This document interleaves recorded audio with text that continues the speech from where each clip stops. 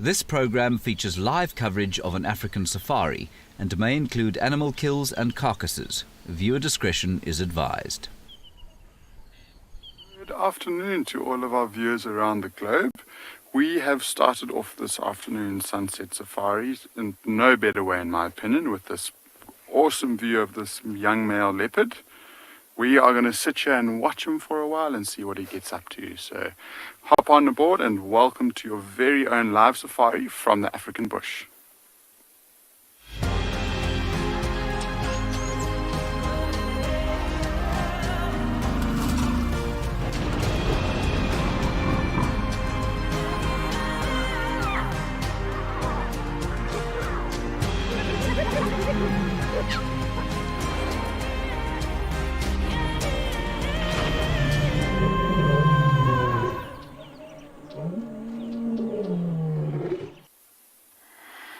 So this young male has been around the same spot for 4 days, coming on to day number 5 already. So he and we, I guess, are so lucky to be able to spend some time watching him. My name is Eric. Behind camera is Owen, as always. And like I say, we are here in the Timbavati riverbed looking at this beautiful young male leopard who's enjoying the shade in this afternoon light. And we drove past pretty much just to check to see what had happened with that carcass. And it looks like it might just be 1.5 legs left. We couldn't see the neck, we couldn't see the vertebra, we couldn't see anything more. It was just the legs dangling, and that is the tree in question. And I think it's just such an effective tree to hold a carcass in. So he is happy to just sit and slowly but surely feed on this carcass bit by bit. It's now quite hot, so he must be coming down to lie on the nice soft sand where it's a little bit cooler and try and catch some breeze. And he's been putting on a show. He's been playing roly-polies down the hill. He's been looking at us, and so I think we're in for a real treat of an afternoon with this young male leopard.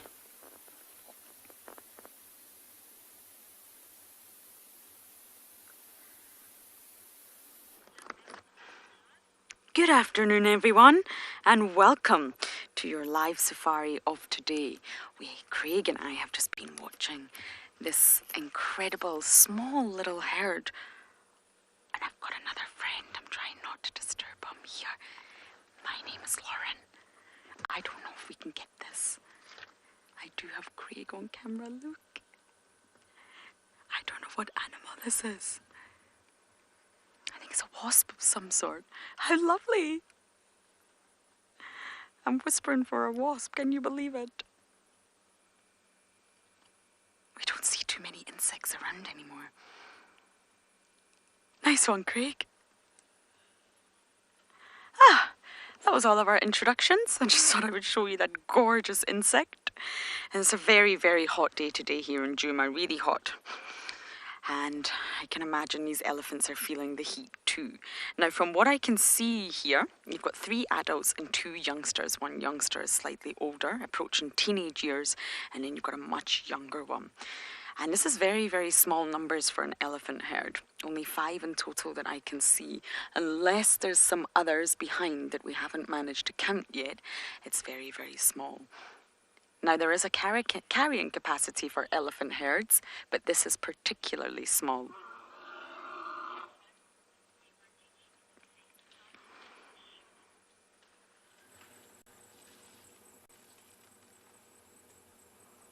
Sugar Bits, you are asking a question, but I did not hear that for the trumpets of the elephant. So one more time, Londeka, there's more behind us. This must be the rest of the herd.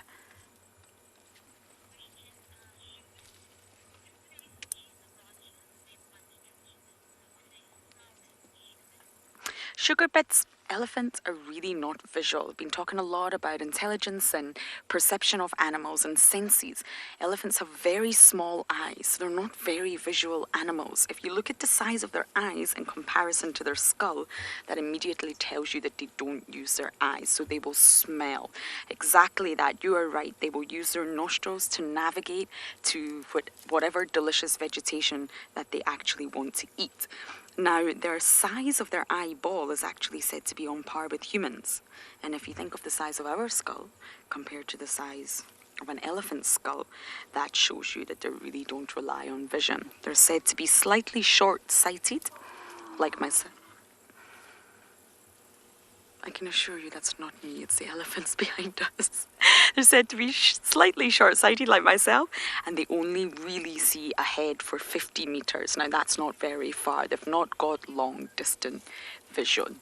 So that's why they will use their nostrils. So I'm going to sit here for a little while and then head to the hyena den.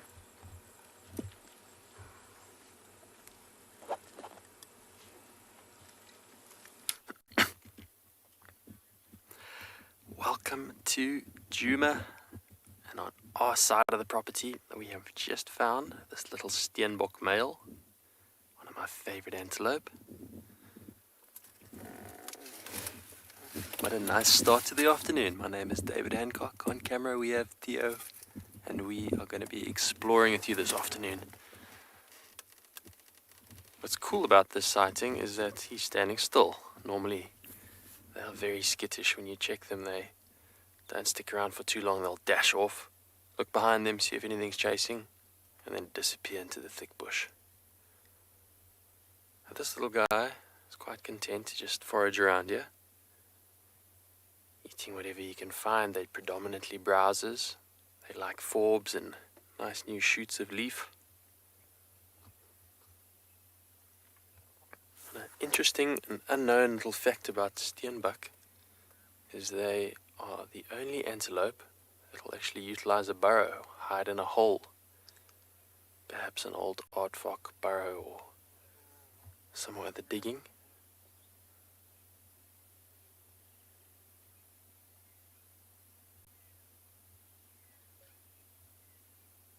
They're also the only antelope I've ever seen actually bury its dung. It just did this a little while ago before you came to us.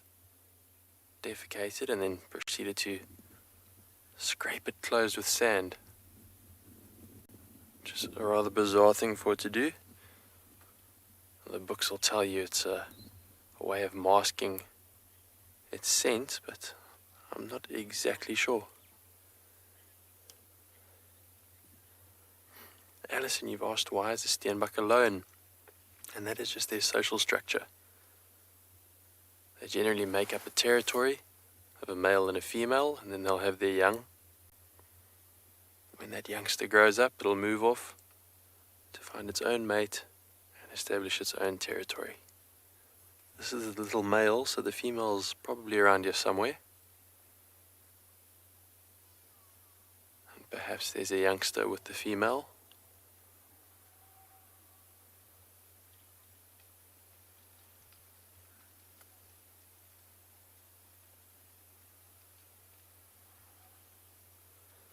Well, I hear some elephants trumpeting down towards the dam. Perhaps it's been picked up on the dam cam, so I think I'm going to go and investigate.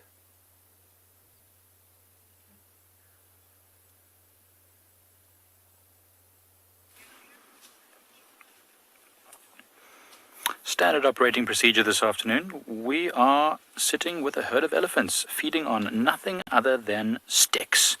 Classic Pride lands. These elephants here seem to love it. Hi, I'm Mike. Behind the camera is Seb, and you are joining us, rather, here at Eco Training Pride Lands Conservancy, and it is a lovely hot afternoon. Very hot for a winter's day, but it's lovely. And we actually thought these elephants wouldn't be too far from the dam here at the Eco Training Camp, and we did find them, which is fantastic. As you can see, they are well camouflaged amongst these twigs and sticks, but not far from the large trees of this drainage line where they can hopefully get a little bit of shade. This is that herd that we've seen before with Alicia Keys, who's their matriarch. And you can see this lots of elephants. You can see even walking in the background there, feeding on whatever vegetation is shielded by these dead sickle bushes, which is great. So appetizing. Look how it's using its trunk there to just move some of those sticks and branches to get to whatever's tastiest. To be honest, whatever's tastiest is whatever they can find at this time of year, really. I look around us, I mean, there's elephants everywhere around us, so they are feeding on whatever they can. Linda's asking if big ears equal better hearing. Linda, generally speaking, animals' senses, we can roughly define how good they are by the size of the appendage. So if they've got a very long snout, they should normally have very good smell. Big ears is a very good sense of hearing.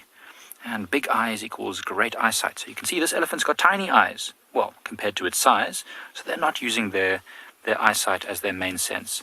Their ears, however, are very big, and so is their long nose. So they've got great hearing and great smell, and they use both of them to great effect to communicate with each other and to sense danger.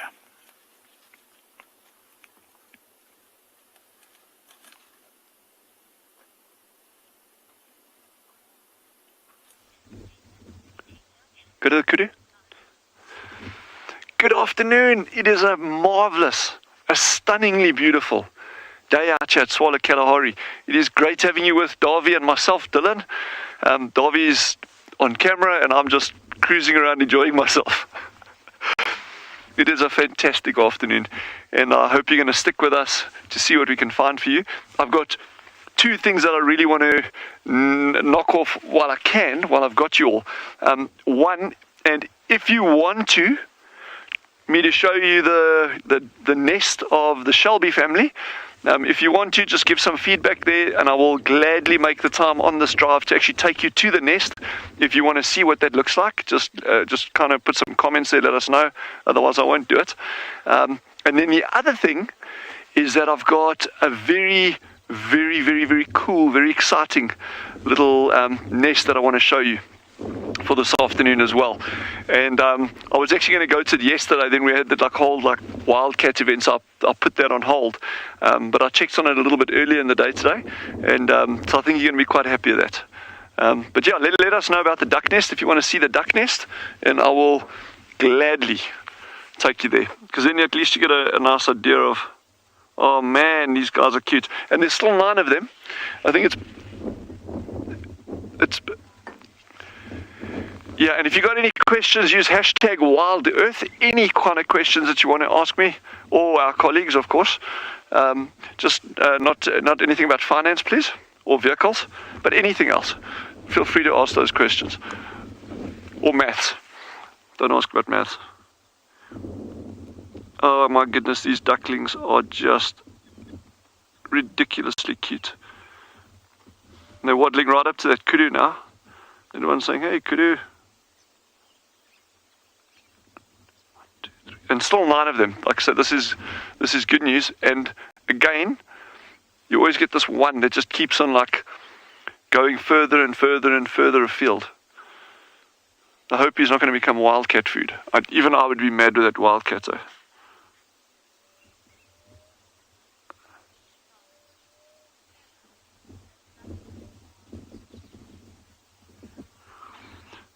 Sarah says the ducklings are the cutest. Oh my word, cute is like the starting point for these little guys.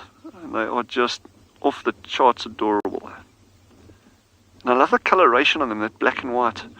It's very broken coloration, and actually it's certainly got to aid the camouflage in some way.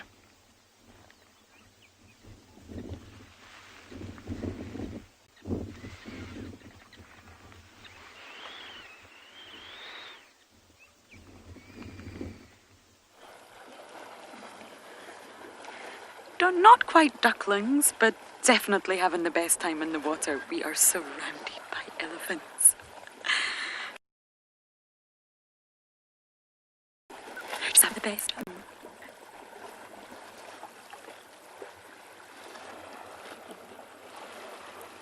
It's different herds, I think.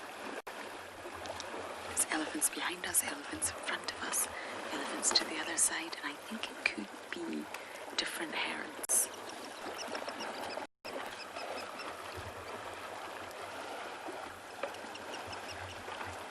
Look at that youngster going for a swim, following the adult.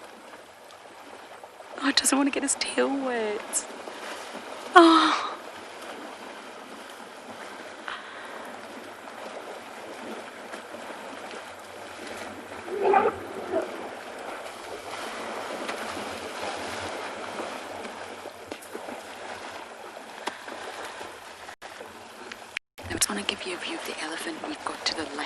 this if that's possible, Craigie, because I think this is normal. The lodge will be in the background, but I think this is the older bull elephant that we got to know, both Tristan and I.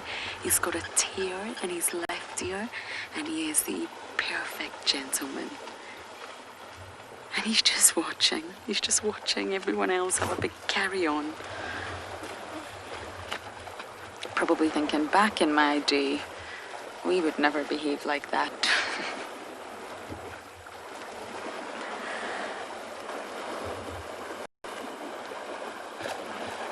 It's almost summer temperatures. I can understand why they're just relishing the water right now.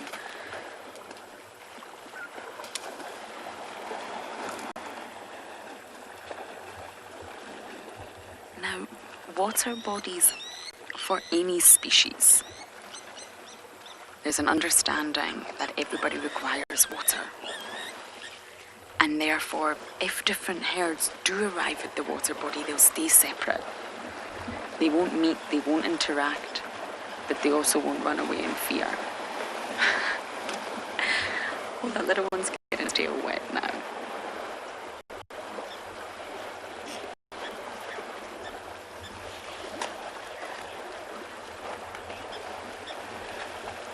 Elaine, you're asking, can elephants drown?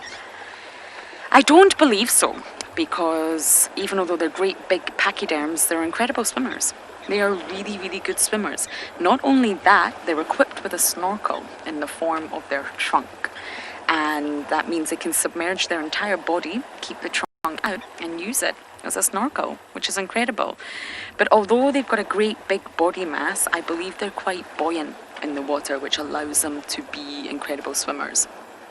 And primates and humans are one of the few animals that have to learn how to swim. We have to be taught. I went to swimming classes from under a year old until a teenager. And elephants and all sorts of other animals don't need to be taught that skill. As soon as they're in the water, they have the ability to swim, which is just incredible. So I don't think they can drown. But of course, in saying that, if they were to have an accident or be injured, or possibly a heart attack or anything like that, then inevitably they would drown. But otherwise, they're incredible swimmers and they just love the water.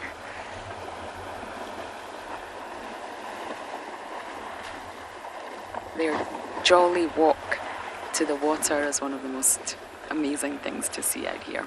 Pure happiness. So I think we're going to stay here a little bit longer and watch this elephant show continue.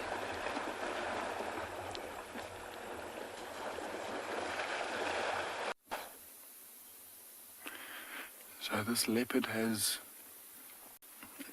embraced the relaxation pose and he is just enjoying this afternoon on the cold sand with this breeze, and he is every now and again rolling around and changing sides. And I mean, after feeding on an impala for so long, it's very difficult to see that he's fed. I mean, those cute little back feet that he has with those tiny little spots. And then once you start panning across his leg, it doesn't look like he's had like a massive full, like a male lion would have if he had fed. And that's just because he goes and he takes a couple of bites for a few minutes and then he digests it. Oh goodness, he's just putting on a show for us this afternoon.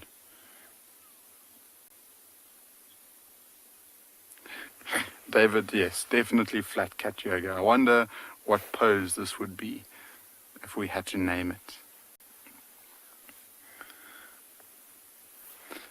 But like I was saying, I mean, that stomach isn't full, and I guess because of his digestion, but also because he just takes little nibbles off of that carcass. And every now and again he picks up his head and he looks straight opposite the river. So he looks to the left of us. And there must just be something moving and that he can hear, that he just quickly looks at and makes sure that it's not an incoming threat. The pride of lions that we see around Ngala very, very frequently was actually found this morning not too far from here. And if they were to catch a whiff of this carcass after it's been here for 4 or 5 days, they might come investigate to see if there's a quick little free meal. And he would be very, very vulnerable then. And so he needs to be constantly aware. And I mean, if those lions were to make an appearance, the first thing he'll do is either climb up that tree or just try and get out of the area as quickly as he could.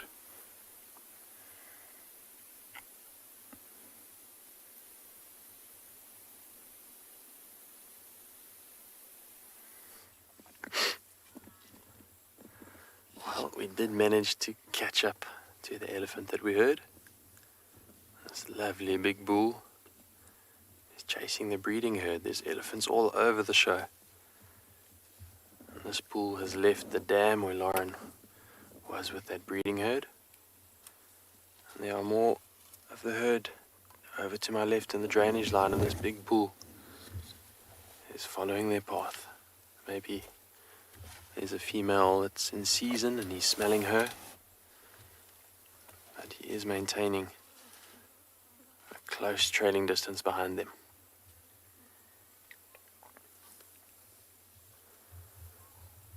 This is not the first time I've seen this elephant today. He was at camp a little bit earlier today, between drives. He came right up to just below my room. And at the time I was actually playing my guitar, and I decided to serenade him. It was quite a cool moment. I must have been 5 meters from him, just sitting there on the ground, jamming some tunes. He absolutely hated Foo Fighters, but he quite enjoyed Johnny Cash, so it wasn't a complete fail.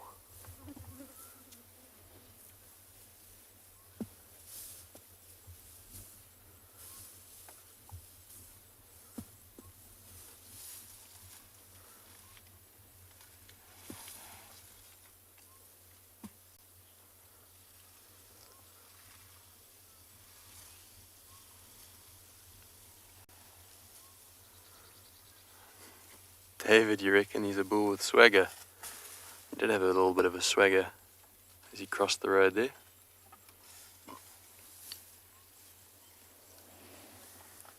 Maybe he recognized my voice as the terrible guitar playing human that he encountered earlier.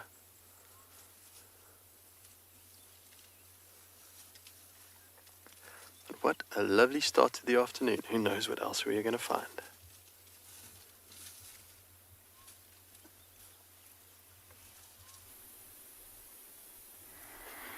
So look who's joined the party. A hyena's just arrived, and look how close this leopard is to the hyena.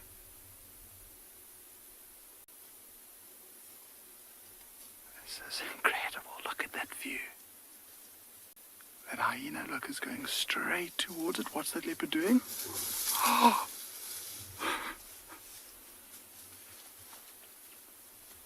The leopard, all it wanted to do was try and climb the tree. Look, it's going to go up. It's going to go up. Oh, no ways.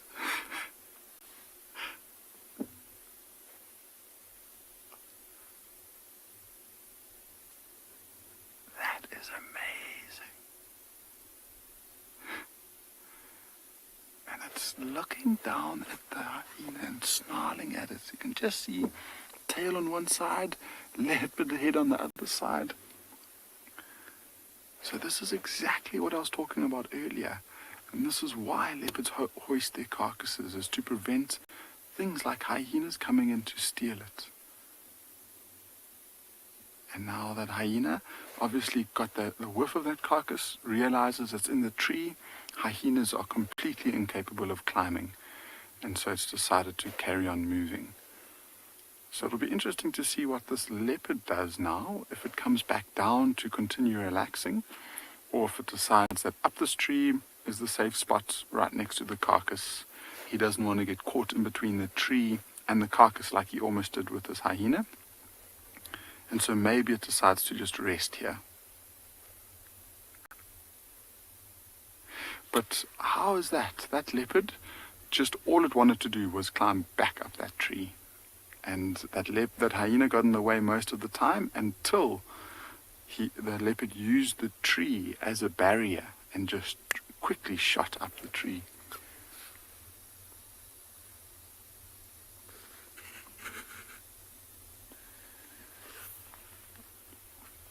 And so it looks like he's back on the carcass actually. I mean, I can literally see a spot here and there. I can't see it too well.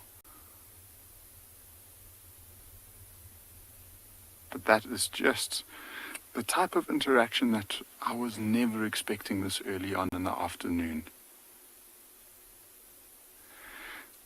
So he is in the tree now. We might try and reposition and see if he decides to feed, or maybe he just decides to rest in the branch.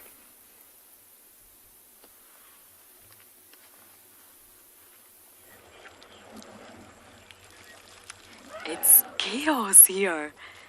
Those two herds seem to interact.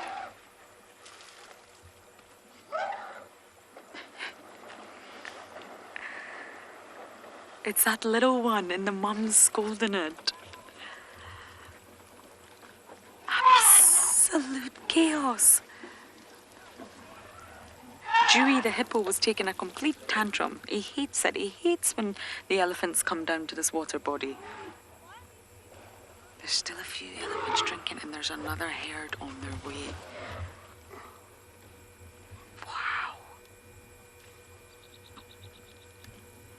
Those two herds were actually one big herd after all.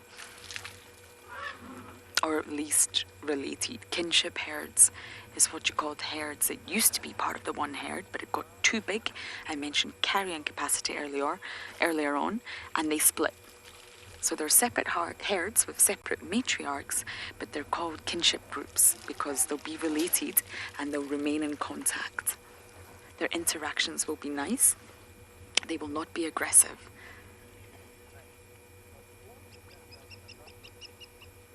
Oh, wow. I've been waiting on an elephant pool party for quite some time now.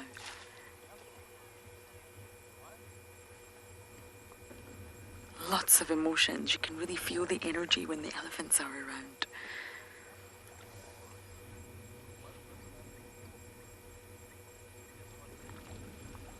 And then this one's here just peacefully drinking. An adult can pull up to around 12 litres in one go, in one suck of that trunk. 12 litres.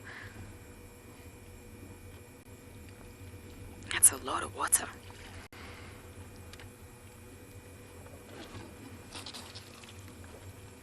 You can see the little blacksmith lapwing just casually hanging around.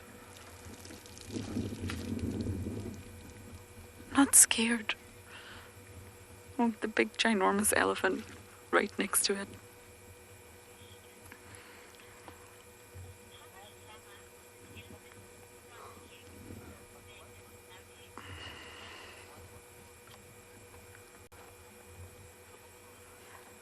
So I think there's another herd on its way. So I wonder if it'd be worth just us repositioning to try and see if we can get the herd walking to the water. Or maybe they've chosen to take the opposite direction because of all that noise and pandemonium that was happening earlier.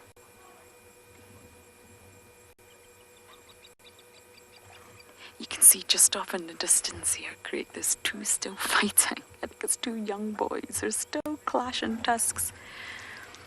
Okay, I'm going to try and reposition and see if we can get a view of any more elephants coming down to the waterhole.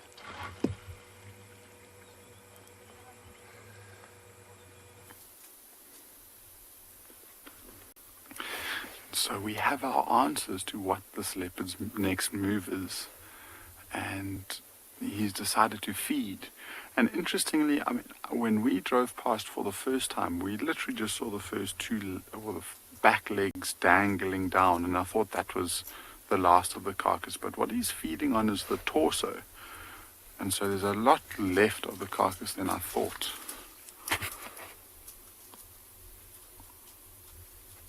And it looks like he's getting, it must be the rib cage that he's sticking his head in.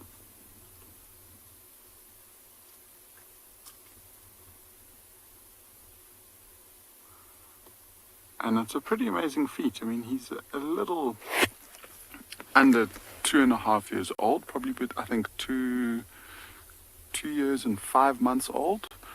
And he's managed to catch this fully grown impala ewe, who was basically exactly the same weight as him, I'd imagine. Yo, there's no more head left. I think there's just a little piece of jawline that's still attached to the skin. But the rest of the face is gone. And he must have gone and eaten the brain. So not only to take it down and kill it, but to hoist it up a tree like that. He nearly dropped it.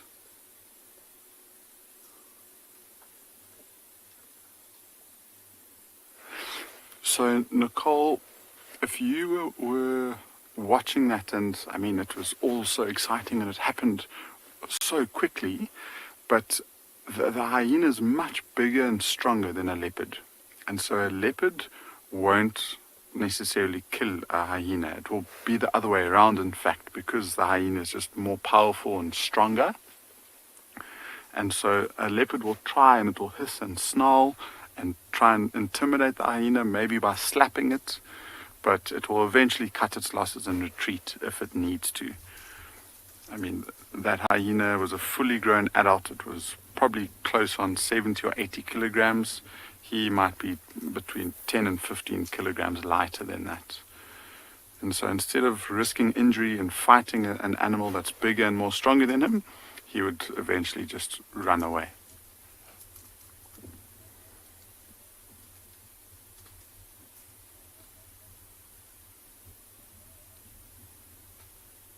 So he's really starting to get tucked into that carcass now. Yes, sunset does look like he's starting with a delicious early dinner of ribs, which he won't eat all of. I mean, he'll nibble on the very edges of the ribs and he'll try and get the meat in between. But usually leopards aren't strong enough to, or its jaws at least, aren't strong enough to break through and eat the whole rib. And so that eventually, once he strips it, hey, sorry, I forgot to finish my thought there, but basically I just looked and I saw that same hyena who's just cut its losses and is lying down on the road up ahead of us. So we might show you that in the next few minutes.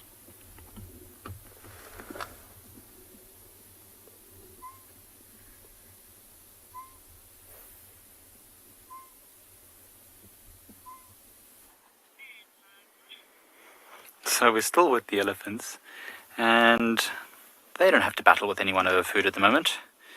They are just enjoying the shade. As I mentioned before, they weren't too far from the shade of these larger trees in this drainage line, and they're literally just all pushing themselves under whatever cover they can find, or for the most part, in order to stay nice and cool. And they will come down to the waterhole a bit later, I'm sure, and drink. In fact, it looks like they were there maybe very early this morning. There's a bit of mud on some of them, on their backs and on their bellies. But most of them are just now. What is that one doing with that massive branch? That's surely not very tasty. That looks like a dead branch. Maybe it's just getting the bark off of it. Very interesting. Oh, other elephant is getting too close to his branch. Don't take my stick. That's my stick. So it's actually good. That branch, I think it might be that particular branch that kept smashing Seb and I every time we went through this drainage line. So the elephants are busy doing a bit of modeling for us, remodeling, re-engineering. It's excellent. They are actually going to open up this reserve quite a lot. As I mentioned before, Pridelands has not seen elephants until the fences came down with the Greater Kruger for many, many years. So this environment has become quite thick. And with the elephants doing their thing, they're busy opening up areas and making it more like what it should be, a mosaic of thickets and grassy areas and woodland as well. It'll eventually be that most of these areas will only have the large mature trees left, and then some very small young tree recruits, as they call them, and then grassland, which is more natural. These thicket areas where there's lots of thickets of sticks and sicklebush and flaky bark thorns, that's a product of not having elephants around, so they're really, really important. Look at that, literally just chewing on that really dry stick, just getting the bark. It will take the branch, you'll see the branch on the other side, look at that, literally stripping, it looks like a piece of biltong, stripping the bark off that, or a piece of sugarcane. You know when you take the covering of a sugarcane and then you just eat the middle part. No, done with it. Wasn't as tasty as it thought. All of that fighting for nothing. Oh wait, not finished yet. Get a little bit more. Sophie's asking why female Asian elephants don't have tusks. Sophie, I'm not going to lie to you, I didn't know that. I thought all Asian elephants had the potential to have tusks. I'll have to do a bit of research there. But if they don't have tusks, it's almost certainly because tusks are generally used by most of the males for fighting against each other to dominate a herd of females and get mating rights. In African elephants, they all have the potential to have tusks. So this looks like it's a male, but females will also have tusks, usually more slender, but sometimes quite long, and male elephants generally thicker. Now, it surprises me that females don't have tusks, but I suppose they're very large, right? Much larger than most of the other animals that are found in that area, and so there's not really a reason for females to have tusks, if that is the case. That's interesting, though. I'm glad you pointed that out to me. I'll definitely have to do a little bit of research, because that is very interesting. I didn't know that. There's a little youngster pushing itself into some of the thickets there. What a lovely view. Thoughts on me, or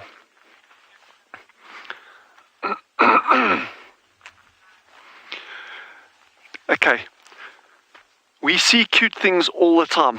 Cute meerkats, cute ducklings, all sorts of cute things. But what I want to show you now is going to be, you're going to have to just trust me on this. It's probably one of the cutest things, but the angle is going to be a little bit challenging. So I've got this, I'm not like a bird watcher. I enjoy birds, I know one or two of them, but I'm not great with birds. But I love looking for nests, I love finding nests. And for me, it's not about the actual nest itself, but the behavior of the birds, giving you the little clues and watching them and trying to figure out where the nest is, like that shelduck. I really enjoy that kind of stuff because it's a bit of, it's the bush lore rather than just, okay, that's a bird, it's a fawn-coloured lark and it lays X amount of eggs in it. So anyway, so I'm always on the lookout for nests. And what we got over here is something really, really cool. To many people, it might just be a common bird, but I absolutely love these little guys. This is a nest of a Cape turtle dove. Some people know them as ringneck doves. I think in some of the new books it's called the ringneck dove. And I was actually going to pop in here yesterday when we went down to the wildcat. And then we got this wildcat sighting, and then it just kind of didn't work out. But yesterday, the mother was still sitting on this nest the whole time. And I checked it 2 days previously. So now you've got these little chicks. There aren't even eggshells here because often the parents actually take the eggshells away from the nest to try camouflage where the nest is. So this particular one was a really, really lucky find. It looks like, and it's very difficult to see because the nest is actually quite high up. I'm 1.7 meters or just over 1.74 something. And if I stand with my arm outstretched, that nest is still another 1.5 feet or foot above the level of my hand. So that's probably sitting at just over, it's probably 2.5 meters in height, give or take. So it's difficult to get a nice angle in there. But it's just, how cool is that?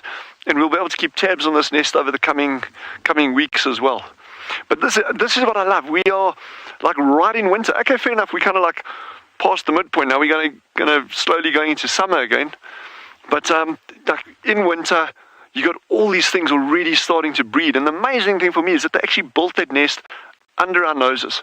We just need to start doing our job better and look harder for these things.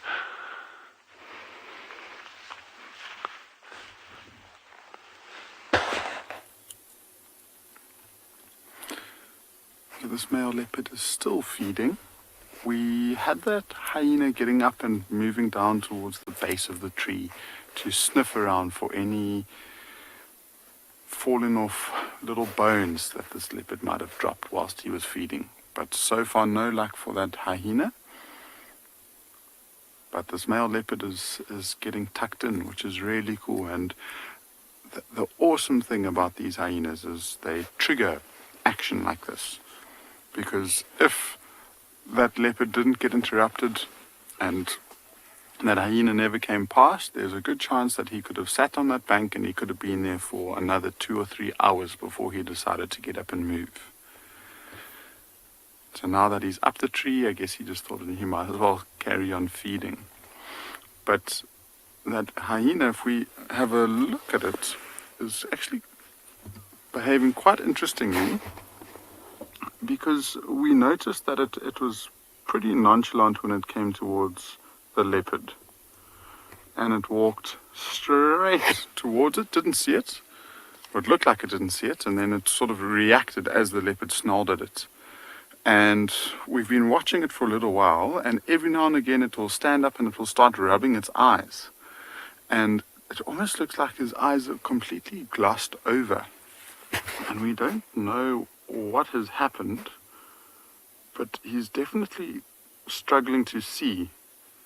And so there's a possibility that it could have run into something like a Mozambican spitting cobra and got venom in its eyes, and it now just is battling to see, because it's even secreting liquid out of its eye, especially on its left eye, and keeping them very closed most of the time. And so it seems like his eyes are hurting it. And then that just goes to show you, I mean, how insane a hyena's smell is. Because it went from onto the bank and it walked down the pathway, it went straight to the tree, and it looked exactly where that impala carcass was, from almost 60, 70 meters away.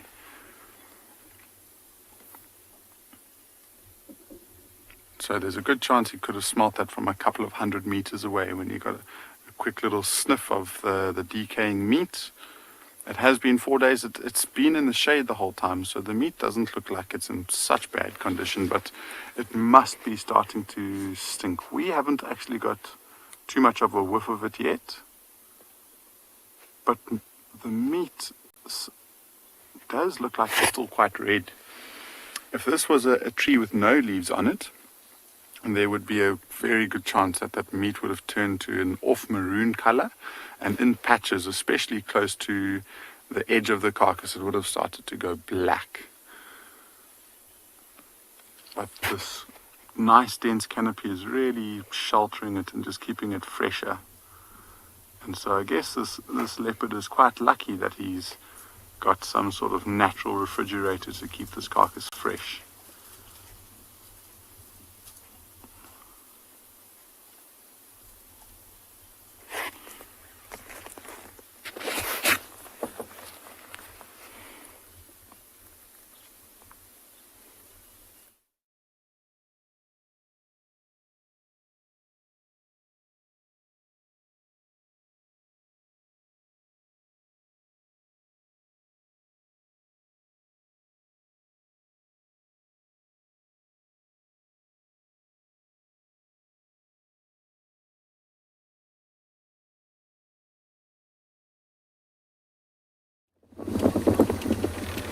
Well, we are just cruising down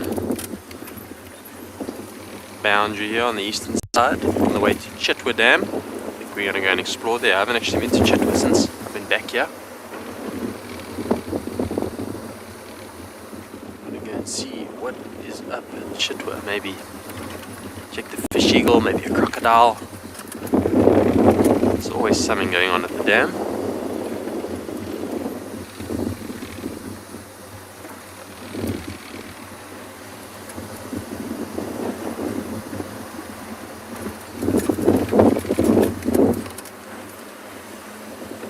This time of year is one of my favorites, right before the spring. It's when everything gets so dry and parched. Animals are thirsty and have to walk far in search of water. The food is scarce. just that building desire for the relieving rains. That'll be here in a few months. A lovely winter afternoon in the bush.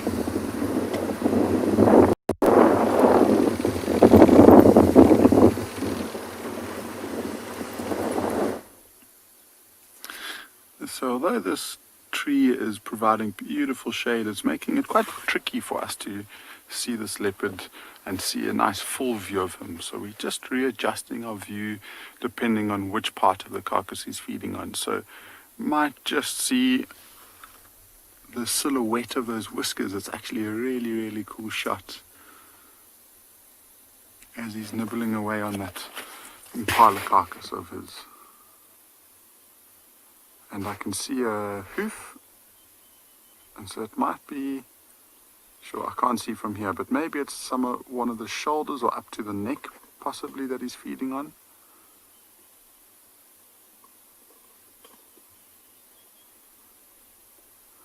Whatever he's getting into, he's needing to crunch a couple of bones. And so we're hearing the crunch every now and again.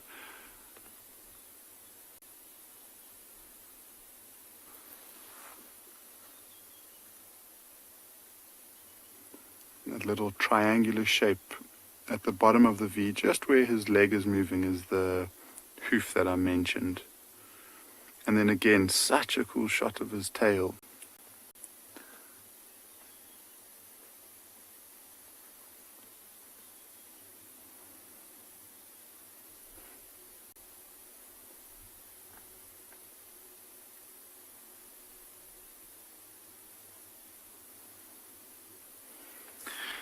One of these sightings where we don't really need to see too much. We just sit and watch what he's doing and listen to the noises around us.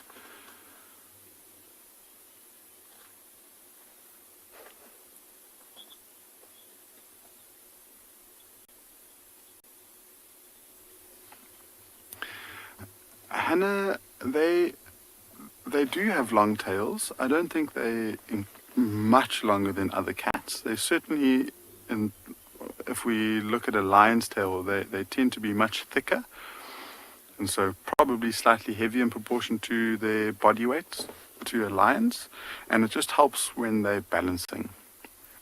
Up in a tree like this, you'll see sometimes the tail will flick from side to side.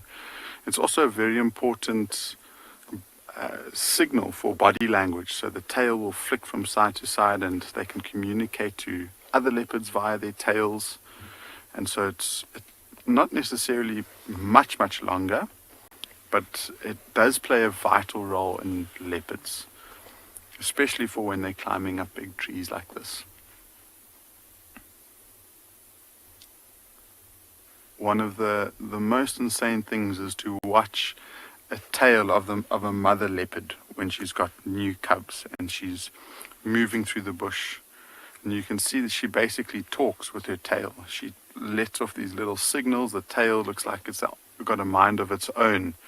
It really is mesmerizing to watch that tail move.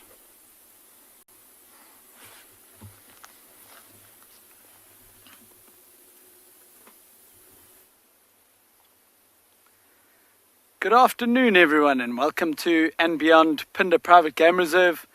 My name is Clive, and behind the camera is Marcel today. And you might be wondering what I'm doing sitting up on a rock here. And we've come quite a far way today. Like, really, I've never ever been to this part of the reserve before, which is pretty special for me. And where I'm sitting here and all the way stretching that way is all part of the Lebombo Mountains, which make up a lot of Phinda. And these rocks that I'm sitting on is all part of that. And it's all part of a volcanic eruption that happened about 140 million years ago, I think it is. And obviously these rocks break down and give us all these soils out here which attract all the animals that we're showing you every day on game drive. So it's important to see where it all starts, you know. And there's a lot of ways these rocks would have broken down over millions of years. Water and wind and the grinding of other rocks, and even this little thing here. Now on these rocks you'll see there's some white patches like this here. some orange patches like this here. There's this kind of darker grey colour over here. There's black over there. And all of these are different species of lichen, of which I think there's about 16,000 in the world, 16,000 different species. So there's a lot. And what this lichen is it's a symbiotic relationship between fungus and algae. And the fungus is what you can see, the actual like structural part of it. And the algae is what actually photosynthesizes and creates food for this little symbiotic relationship, for this little organism. So pretty amazing. And they actually help to break down these rocks as well, very, very slowly. I mean, you can imagine it's just small little pebbles. Mimi, where I'm sitting here is all part of the same mountain range. So it's in the region of about 140 million years old, this whole mountain range. That's when it was formed. Well, obviously an estimate, but yeah, pretty amazing. And for me, it's my newest thing that I've been reading up a lot about is all the geology here in Phinda. Aha, Peter, thank you. Thank you. I'm glad you find it interesting. It's nice to sometimes just slow down, as I always like to do, get off the vehicle as well and walk around a bit. But also it's important to see, as I say, where all these animals come from and why they're here, and they're attracted to these good soils that come from these kind of rocks. Really cool. Anyway, I'm going to get back in the vehicle and carry on our game drive now.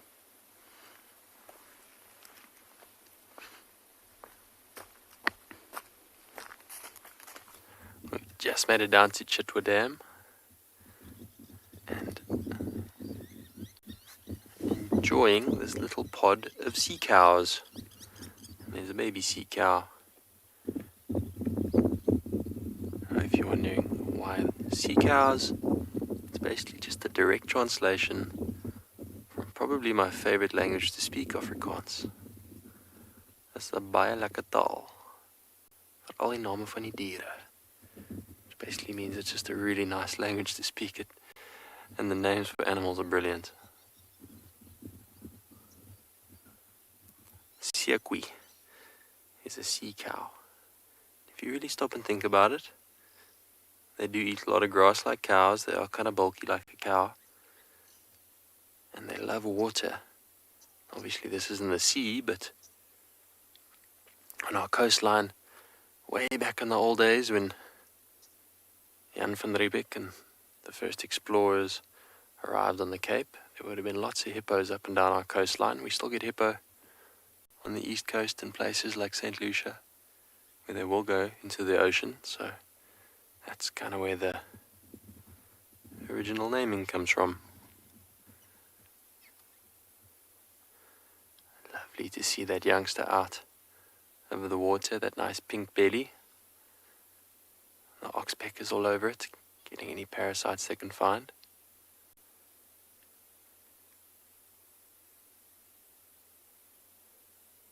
Catching a little suntan. I wonder if its mom's gonna chase it back in the water before it burns that little pink belly.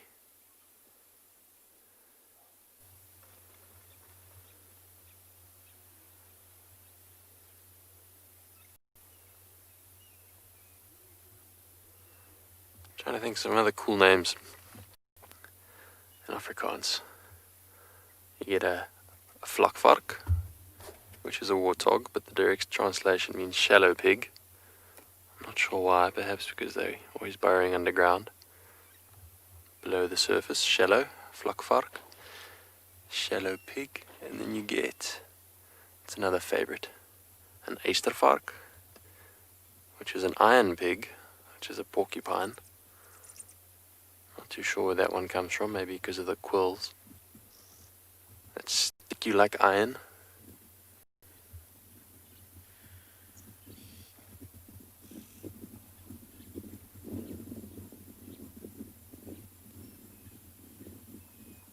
Of course, don't forget the kameelperd, which is a camel horse. Can anyone guess what that might be? What on earth out here in the bush would remind you of a camel horse? And no South Africans are allowed to answer.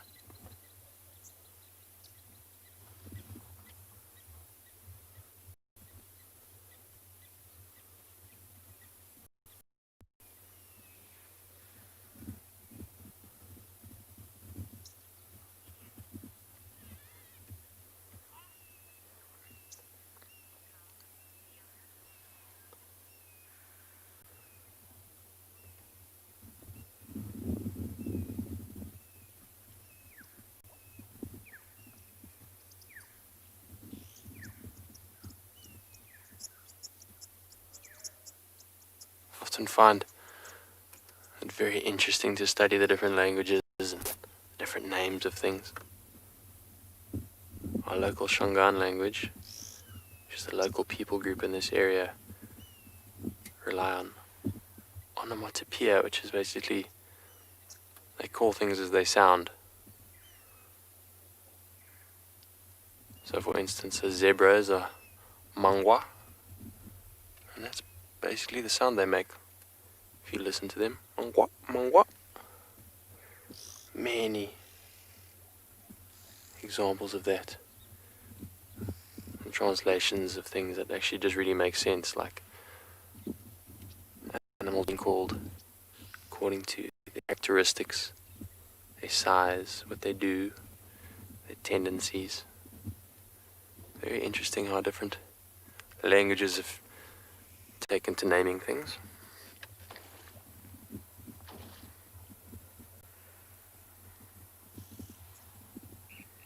Do we have any guesses as to what in the bush could be called a camel horse as we enjoy this little pod of sea cows?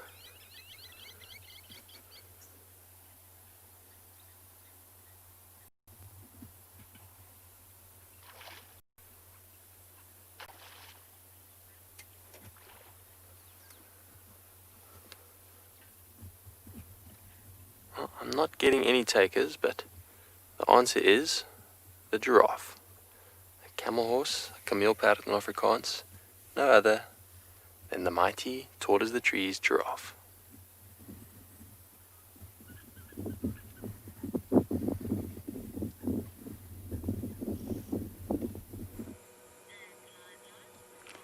We have came across a gathering of water thickneys.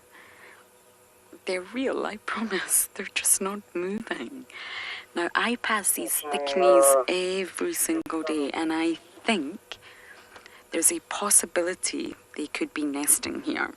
Now, I'm not completely sure, but they are monogamous. And they're solitary nesters, and what that means is they won't share their nest collectively. They won't all group together and nest as one, but they are known to nest in the same vicinity as other monogamous pairs, so they all like to be together. So several pairs may nest close together, and it's normally in sort of riverine sandbars, and we are very, very close to Vuatela Dam and the drainage line, the Mawati. And I can see 1, 2, 3, 4, 5, 6, 7 from where I'm sitting. I'm sure there's a few that I have not spotted. So I'm wondering if there's eggs there. Their nests are ground nests, and they're very, very simple. They're not complicated, and they're sort of mixed in with all the debris on the ground, leaves, vegetation. So it'll be very, very difficult for us to spot the eggs, and we've been trying. We've been sitting here trying to see if there are any eggs. And because they're monogamous, apparently both the male and the female contribute to making this sort of nest scrape out of the ground, close to water. And of course, we're really close to water right now. I'm not sure. I'm just not sure why all these thickneys are together in one area, and they're here every single day. Every day I drive past, the thickneys are here. Aren't they gorgeous? They're said to roost most of the day, and they're primarily nocturnal. So that's why they're so inactive right now. They're very, very still. They're just roosting, resting, sunbathing, vitamin D, and they'll get active once that sun starts to go down.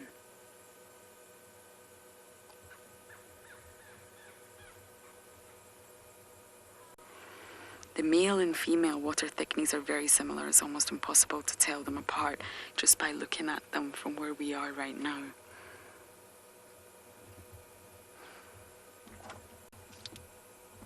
And the reason you find them around water is because they feed on aquatic animals, from frogs, insects, fish, crabs, yummy, delicious aquatic delights. Okay, we're going to let these thicknies get back to whatever they're doing and head to the hyena den.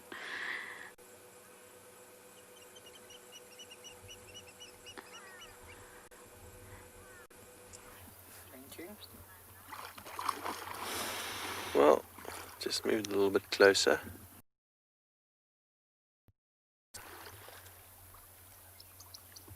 Enjoying spending time with these hippo. It's really lovely to be down here at the dam. Nice cool breeze coming off the water.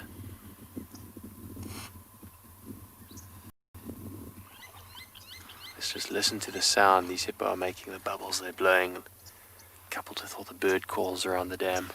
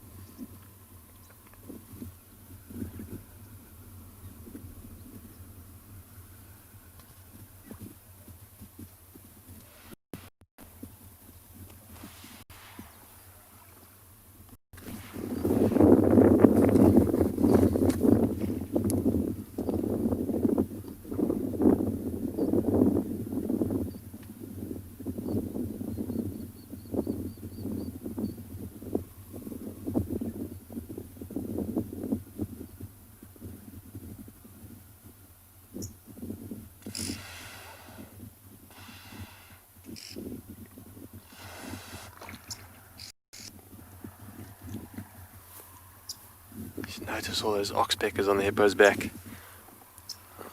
A couple just flew away, but there's one, little red-billed oxpecker. Generally large mammals will be accompanied by them.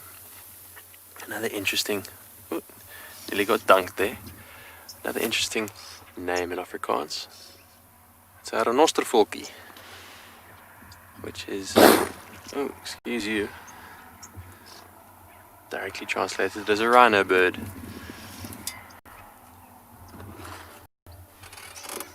The reason for that I'm going to explain as we drive on. I want to go a little bit further up ahead and have a look. See a big hippo bull down there. Renostervolkie, a rhino bird, and that's because I suppose the first people to name it noticed that they were always on rhino, and way back when people were exploring in the southern part of Africa, they were noticing a lot of rhinos. There were thousands of rhino, far more than we have today, and you can pretty much be guaranteed that where there's a rhino, there's an oxpecker. So that's why they called them a rhino bird. And here we have Mr. Crocodilian. What a lovely sighting. That is going to be an exceptional crocodile sighting. Just going to stop here so we don't get too close. I don't want to startle it. He's sunning itself there on the bank.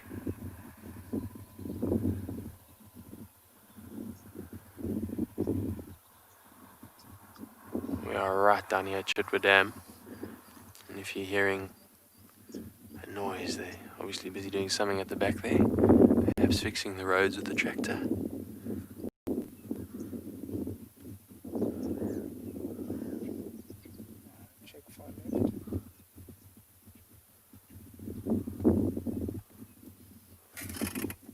Oh, nice.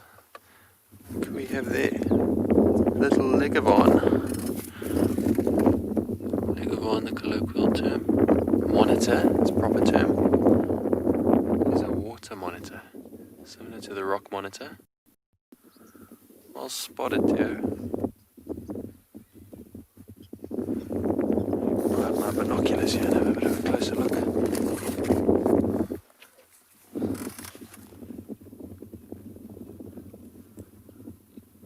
Not very easy to the untrained eye to tell the difference between a water monitor and a rock monitor. Let me see if I can get my book out and show you a comparison. First thing you notice is, or to me at least, water monitors always appear a little bit more yellow. They are a bit smaller. I suppose the fact that it's on an island doesn't give away.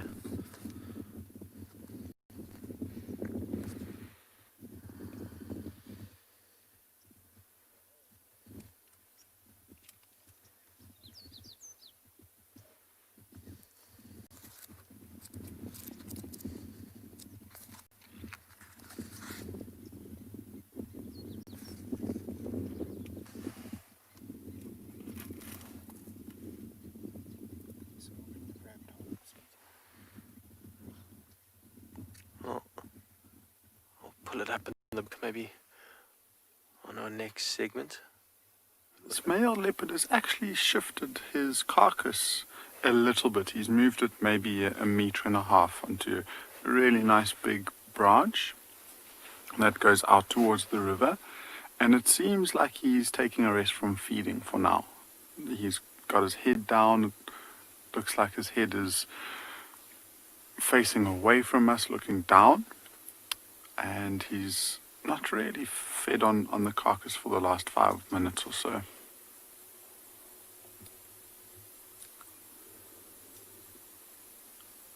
He did, after that feeding, he's been feeding for maybe about 25 minutes or so. It did look like he had got lots of meat in his stomach, so that stomach started to become quite nice and big.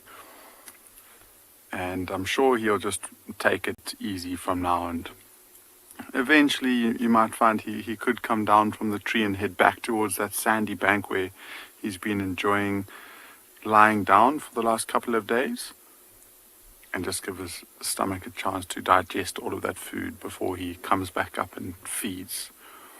And 2 days ago I thought that he would have finished the carcass and moved on, and so I'm very surprised that after 4 days he's still here and has still got that amount of meat left on the carcass, which means that he could, if he continues this behavior, he could be here for until tomorrow, which is almost 5-6 days that he's been on this carcass.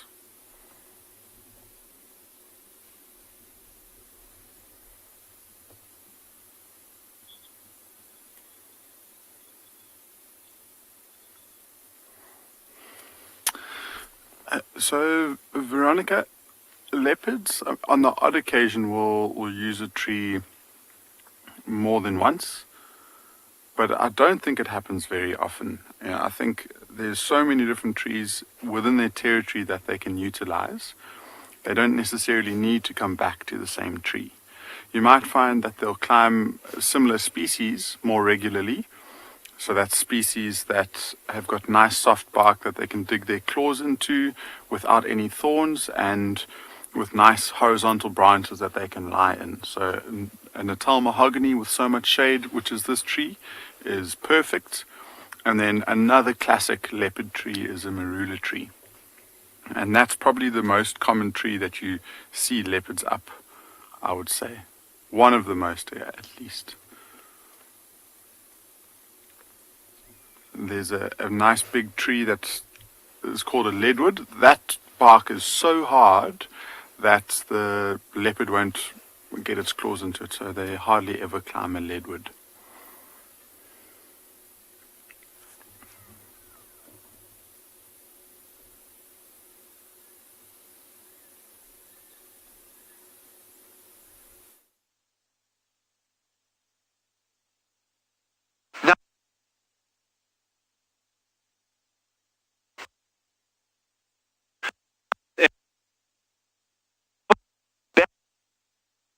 The way we actually, by watching where the birds are going out and then walking, so it's many kilometers.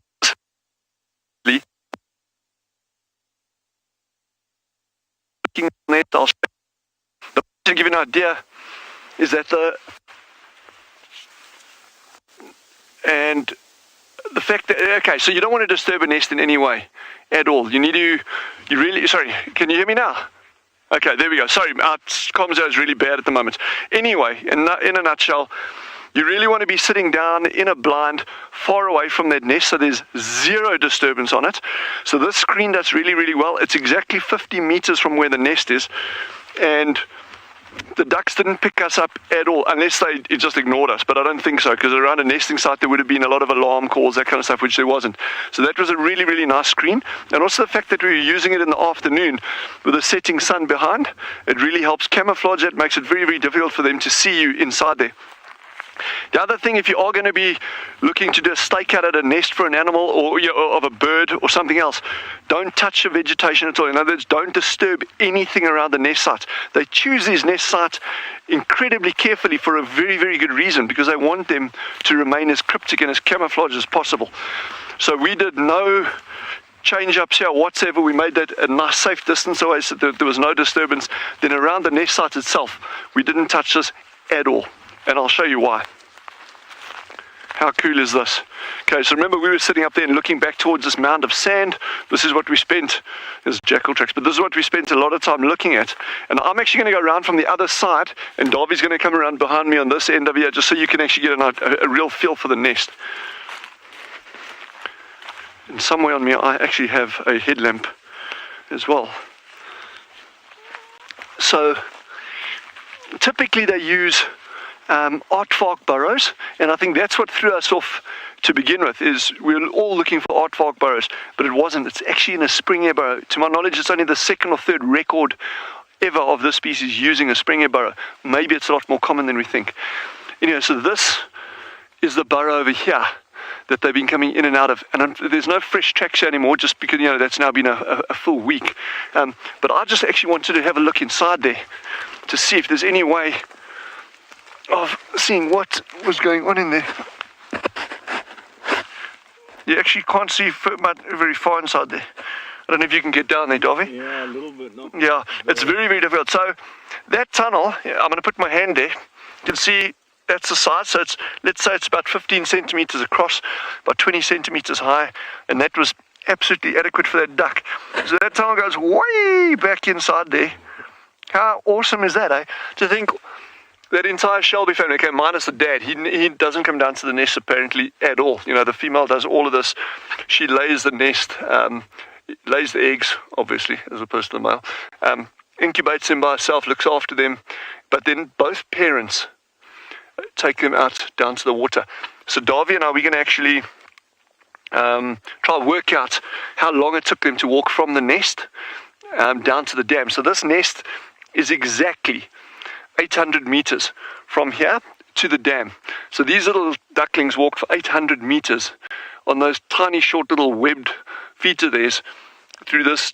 In fact, Davy, if you put the camera low down, as low as you can on the ground, and you give like a duckling's eye perspective of this terrain, that's probably kind of like what they were seeing there. So the field of view wasn't exactly huge when they were walking around, but they'd walk all the way from here down to the dam through, as we know, wildcat infested areas, snakes, birds of prey, you name it. But they did it. So that is a shell duck nest, everyone.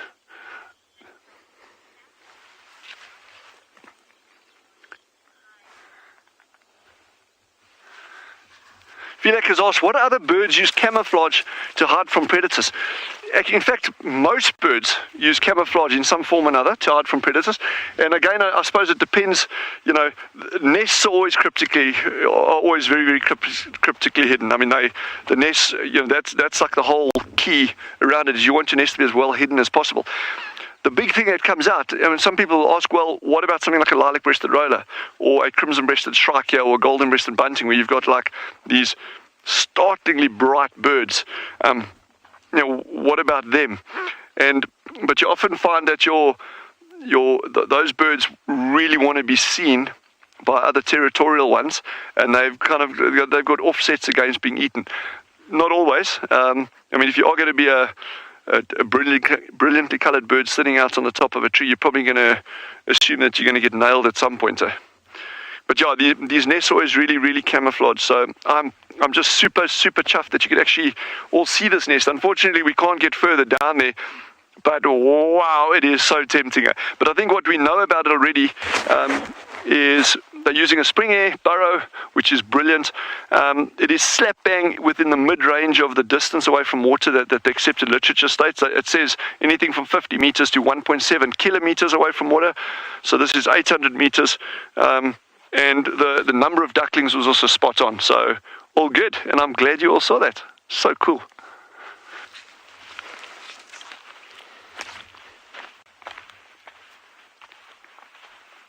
Rex, do you see us up here?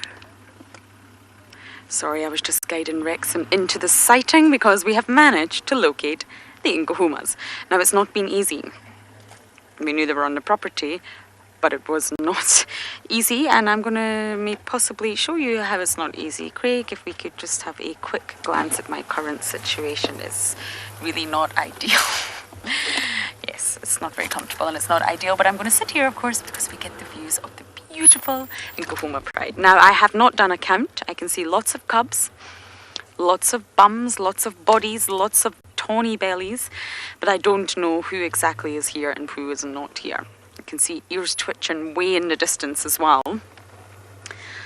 So I don't know if we've got males. I don't know how many lionesses we have, but we'll get there. What a drive it has been already. The Nkuhumas have been on the property for about 4 days now. Maybe longer, actually.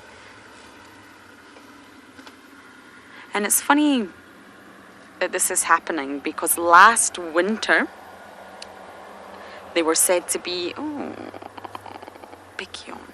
That was half-hearted. It was. Last winter they were around Djuma almost all the time, and then as summer approached, they started their move down south, pushing down south to the sort of Londolozi, Malamala area. And it's funny that it's winter again and they're spending a lot of time on Djuma. I just wonder if there's possibly a relationship there. But either way, it's great to see them. I just got asked on the radio if it looks like they've had a meal, and it's really tough to tell from this angle. I am at one with the Combretum.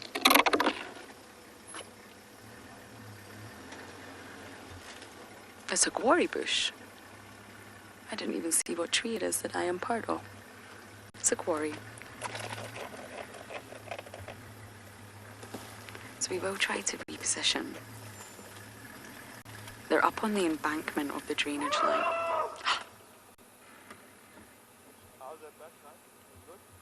Ellie's everywhere upset. I wonder if they could possibly smell the lions earlier. They've got very good sense of smell. I touched on that earlier.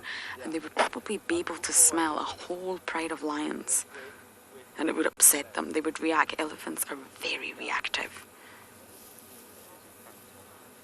It's all about protecting the herd, protecting the young ones. Lions absolutely would hunt a elephant calf, a young elephant, if they had the chance. And that's why it's important. Adult elephants are always alert and always ready to rally round and protect the young.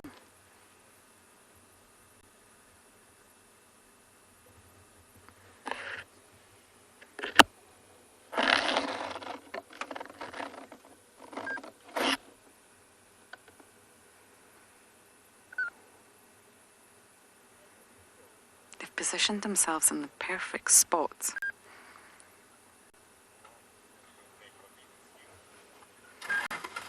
It's really shaded here and it's not too far from water. Wouldn't it be fantastic if they went to Reptile Dam to drink?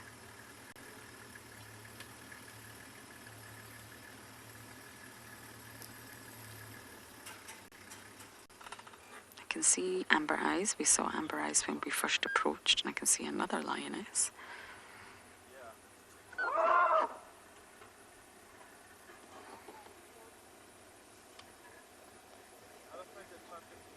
Very unhappy elephants.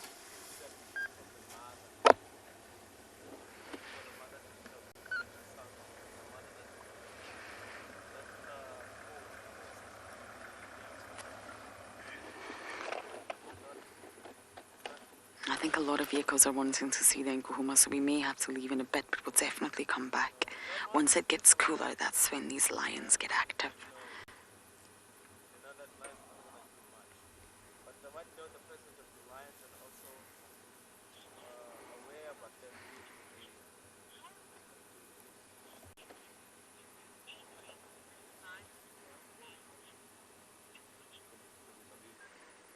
George, you're asking about genetics enabling the survival of mange.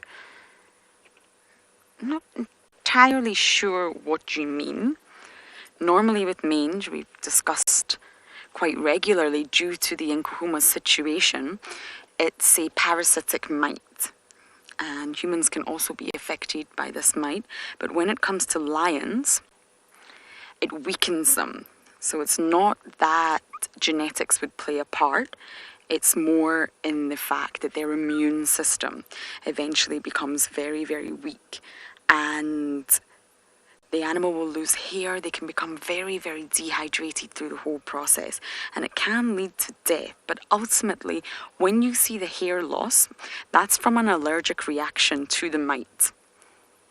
So the mite's buried into the hair follicle, which doesn't sound so pleasant, and an allergic reaction happens. Sorry if you keep hearing noises, I keep banging my head into this branch. And it suppresses the immune system. So that's what encourages or causes the animal to become very, very weak and leaves it unable to fight infection. So I'm not sure that in this sort of situation, genetics would play a part. I hope that's what you were referring to, George. And because there's so much water around right now, and the Nkuhumas are getting a lot of food. Now, if you think water is life, and it's winter, so the water around, the dams are still very, very full, means that the vegetation is still very lush. There's lots of vegetation around for browsers and grazers, mostly browsers though, and therefore the prey that the lions will eat will be much healthier. They will have high levels of nutrition, and therefore when the lions eat the herbivores, the carnivores eat the herbivores, it benefits them to become much stronger as well. So mange is essentially, an immunosuppressant. Really, it's all to do with the immune system. So I'm going to sit here embedded in my guari bush, and hopefully we'll see some activities from these lions soon. WildEarth relies on support from viewers like you to carry on broadcasting our daily live shows. A small donation goes a long way in helping us on our mission to connect the world with nature. Please visit our support page to see how you can help and become part of the WildEarth family. So we have got a bird that we don't really see too often running along the sand of the riverbed. And I thought it might be an opportunity for some of the viewers to try and see if they could identify it for us. And it's quite far away, so we might not see it in detail. But if we look at what it looks like, it's got very pale underside. And if you can see the breast, it's streaky all the way down with a very grey back. And so that might be some nice clues for the viewers to tell us. And there's two of them, so there's a pair of them that are running around the banks. And it looks like they're moving from little grassy patch to grassy patch, looking for little insects and things to nibble on.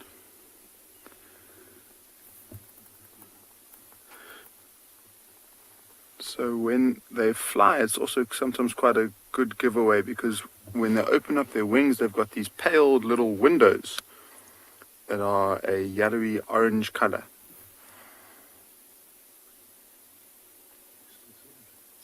I don't see it anymore, unfortunately. Okay, in the grass somewhere there.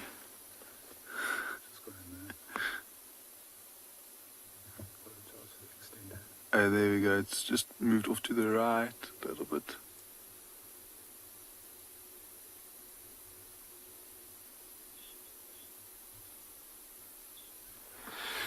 So Jamie, pretty close. There is a lark that we find in this area called a dusky lark, which looks very, very, very similar. The only difference is the size a little bit, and I guess the color on the windows, and the streaking doesn't go all the way down. Veronica, blackwing, lapwing, not so much. Close, but right colors, but just not quite good enough. So let me just show you quickly. The bird that we saw was a a ground scraper thrush at least. And this is it over here. So it's a bird that's not particularly common or uncommon. Yeah, Tracy, well done. You got it perfectly right. It is a ground scraper thrush. And so, I mean, it was a very difficult view, but the streaking goes all the way down to the chest with these nice bright yellow legs with little ear coverts quite nicely marked, and then that's a nice photo of it when it's in flight. And especially if it's flying into the sun, you get to see these very pale yellow wings. So well done, Tracy. It was a little tougher one, not a tougher one, a tougher one than usual. And there's one bird that's quite common, is a lilac-breasted roller that we have over there.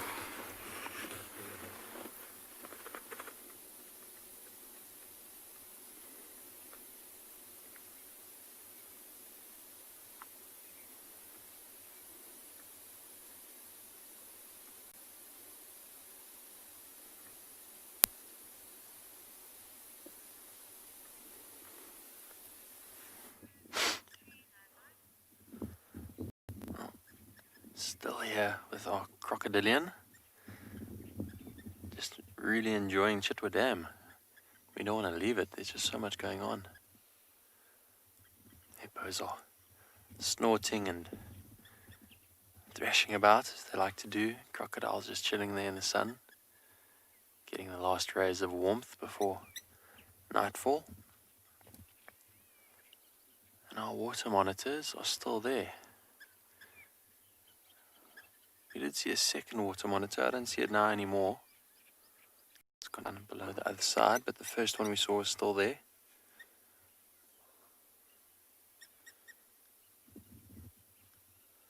Also called a legavan.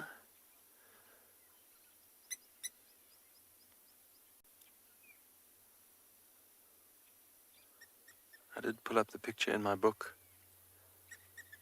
I can show you, showing the difference between a water monitor and a rock monitor. I'll show you here on in the book.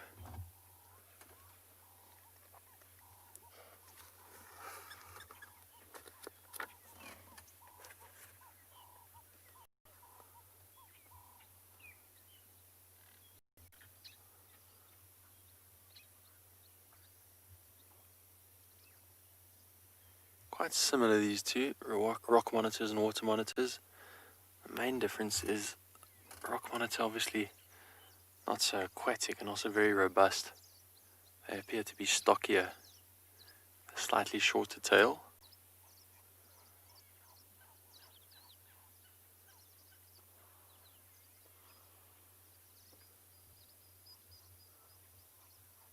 And quite aggressive. They can really whip that tail and give a nasty bite if you come too close, as I found out more than once as a child. Being a naughty boy growing up in the bush trying to catch them.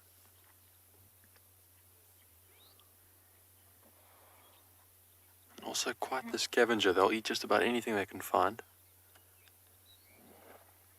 Carrion, even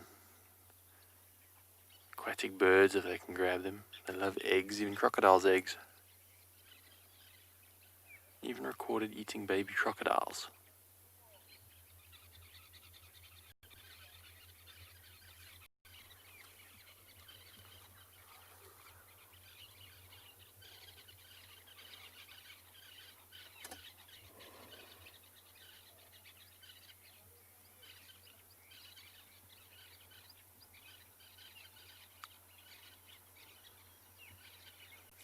That lovely toothy grin of the crocodile.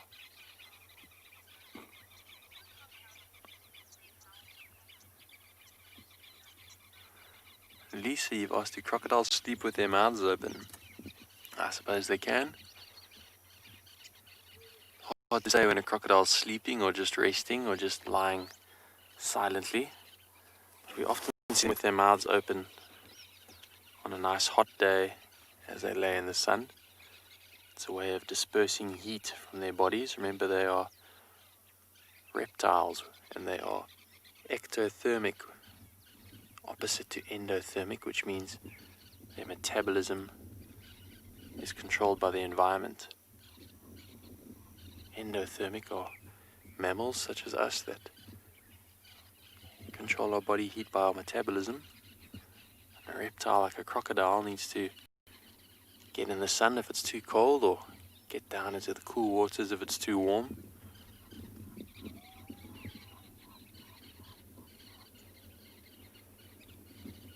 And keeping that mouth nice and wide allows for a better transition of heat.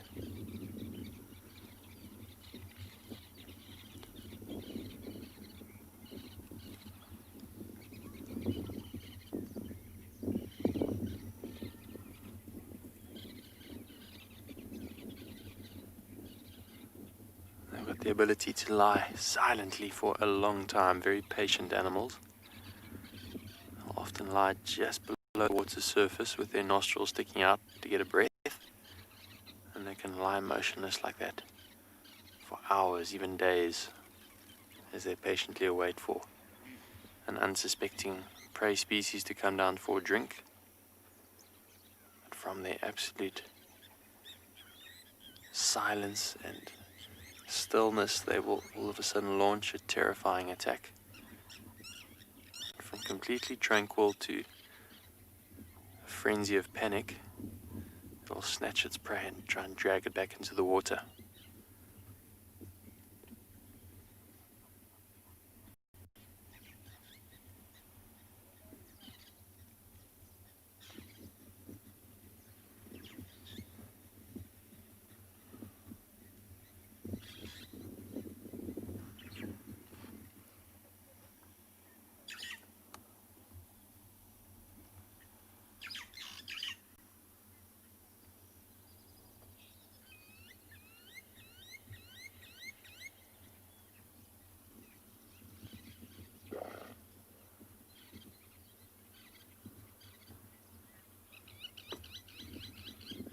I think we are going to move on and explore the rest of Chitwa. Maybe see if we can't find a spotted cat or something of that nature over here. Let's carry on and see what we can find.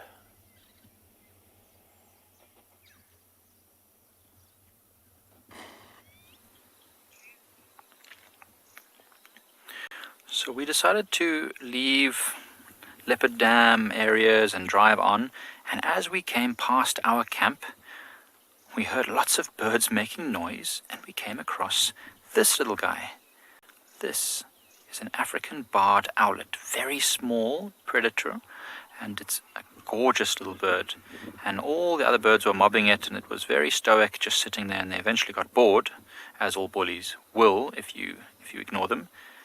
And now it's just sitting watching us. It's gorgeous. This is the resident of our eco-training camp. We see him, or it, almost every single day. Oh, look at that. Fluffing itself up. There's a bit of a breeze that just came through. It looks like it's actually going to fall asleep. You see that? How the eyelids have closed. It's been bothered by the birds for a while now, and now it's settling down so it can have a bit of a snooze.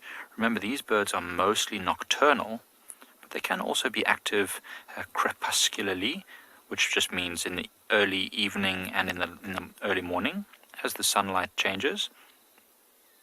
Oh, I can hear a different type of owlet calling in the background, a pearl spotted owlet. We've got both types here, and we've even got Scops owl that lives in the camp, as well as southern white-faced owls. All the small owls live right here around our camp along this drainage line in the waterhole. But this little thing will mostly eat insects. Occasionally it will catch rodents, of which often around bush camps there are many, from squirrels to gerbils and shrews, and it will catch a whole host of all of them. Very cute little bird, and you see how it focuses every now and again on movement, and they've got great binocular vision. their big eyes right in the front of their heads, meaning they can really judge distances very well. And sometimes you'll even see them move their head in a circular motion in order to very finely tune their hearing and their sight to whatever it is that's moving. It's awesome to see it. This one here has become so accustomed to people that it will stay very still, and sometimes we have students who don't notice it, who walk literally within a meter or two of this bird, and it just sits quietly, and as long as the person doesn't stop right next to it, it doesn't worry. If you were to stop next to this bird, and then it realizes it's been spotted, and then it will fly away, but as long as it thinks it's camouflaged, it will stay still. And you can see that camouflage is pretty good. The belly is quite white, but you can imagine you can see the bark on that tree. It's got white scales, and there's dark leaves, and the brown of its back looks like the bark. So it's very well camouflaged if it stays very, very still. Sometimes it'll even turn its body to face away from you, and then the dark back blends it perfectly to the trees and the bushes along this drainage line. In fact, there's a whole family of them. I shouldn't say family, it's probably 4 individuals who literally sit above my tent and make a whole lot of noise most nights as they fight, because they are quite territorial, these little birds. So they will call and fight over little patches. Their territories are not huge, so they do need to look after them. I'm not sure if they're more active in summer or winter. To be honest, I've seen them a lot in the winter time, and I'm not sure if that's because the cooler temperatures mean they can be active during the daytime, because there's certainly not as much insect activity, but the ground is becoming more open, and all the seeds are drying up in the grasses, so there's lots of rodent activity at this time of year. The explosion happens when it's wet, but as it dries, there are lots of rodents around, and the cover is disappearing. So these owls can hunt much, much more successfully. So perhaps we see them more often in the winter because it's not as many much vegetation blocking everything, allowing us to see them, and because their food also doesn't have the cover, so they can hunt better. But in the summertime, I think they're probably just as active, just more often in the night. Oh, winking at us. Hey, the double wink. We have obviously found grace with this owlet. Oh, never mind. It was pooping. It was just struggling. Megan, it was looking at us funny, but I'm sure it was working some things out, so to speak. But yes, it does have this intense gaze when it looks at us. Look at that. It kind of looks angry. Actually, Seb said that when we first arrived. It was looking a little bit grumpy. I'm sure it was grumpy because it was being bothered by those other birds. There were lots of birds. There was a drongo. There were some other small birds like firefinches. And there might have been a southern black flycatcher as well that was swooping around and causing all sorts of noise to try and scare this owlet off. Now, the reason they do that, because the owlet wouldn't really hunt the adult birds. They've got also sharp claws and beaks that can peck this little owlet, but it would maybe catch their chicks. So they would not want a predator to be nearby. I mean, you even see it with elephants. Elephants will chase away a leopard, even though a leopard is absolutely no threat to an elephant, but they just don't like predators around, just like the other birds. Ooh, Angie, they've got a very cute call. If I could imitate it, it sounds like if you whistle inwards and then sort of make a tremulous. So if I go like that. I could play it on my phone, but I don't want to disturb this owlet because they are, as I said, fiercely territorial. So if I played it on my phone, you can see this owl's trying to sleep. They don't get a lot of chance to sleep because because during the day they get bothered by all these other birds. So if I play the call, it might end up thinking that there's a rival around and then spend a lot of energy and time chasing back and forth after the rival barred owlet. So I won't play the call for you right now, but maybe when I'm not so close to one at some point, a bit further away, and they're more active, then I would definitely play the call so that you could hear it. If I played it right now, it would probably fly off, and that would make me a bit sad. Especially since it's so close to us. It's awesome. So I've actually seen this bird. It was very cool. It was a bit of a windy, cold day, and this bird was sitting on an exposed branch, just staring at the water, and it looked like it was very pensive. And I was thinking, oh, man, it's such a cold day. I just wish everything would, and it was just, everything just seemed perfect for it just to be a brooding owlet staring at the water. I found it very funny. I had to take a photograph. And then I was making all these comments as I was taking this little video. And I made one comment about it looking, like it was sulking. And it just did this very slow head turn and looked at me. And I just cracked up laughing. It was the funniest thing ever. It really was listening to me.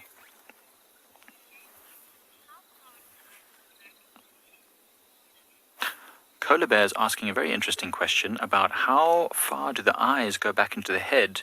I'm not sure if I understand the question exactly, but certainly these are very big eyes. Owlets and all the owls have big eyes because they do hunt at night and they use their vision. As you can see there, the pupil has gotten very large on this owlet, so it means it's trying to let as much light in as possible. It might be trying to look at something in the grass. I don't know if you've ever had a cat as a pet. They do this just before they have this little crazy phase. So yeah, their eyes are very big and round. So very, very large eyes. They're not very deep set in its head though. As you can see, the beak sort of extends out a little bit. They haven't got the very flat face of some of the other owls, but they definitely have a less of a elongated face than most birds. Awesome. Love these little owlets. Oh, good night.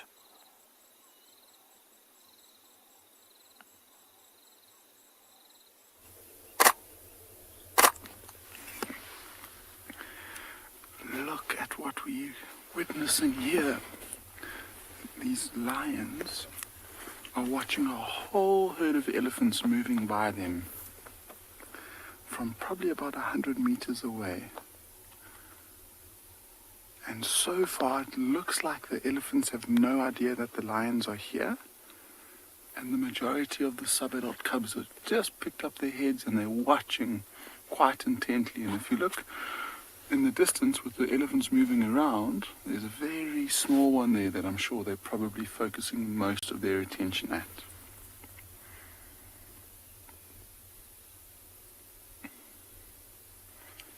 I'm sure the majority of them are just watching and waiting to see what will happen. These lions have been chased around by elephants a lot in their lifetime, and so they're probably just wanting to make sure that if the elephants come towards them, they'll have some sort of head start and not get surprised by a whole herd of stampeding elephants.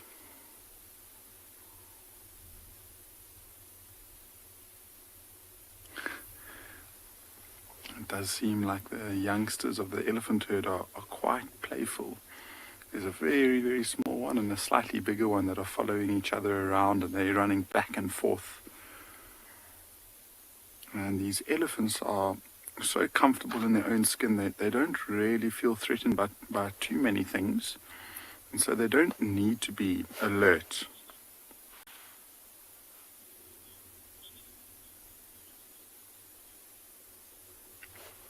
Phoenix, a young boisterous elephant will, especially if it's a male, will definitely harass these lions.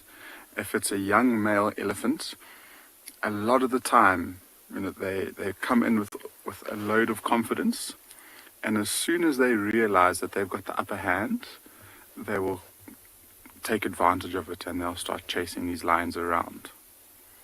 That one lion is actually just sat up.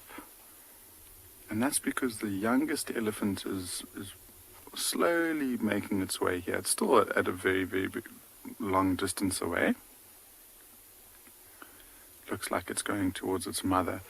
But the wind is blowing from the lions straight to us, which means that the elephants have got no chance of smelling them. These lions are in the shade, not moving around too much.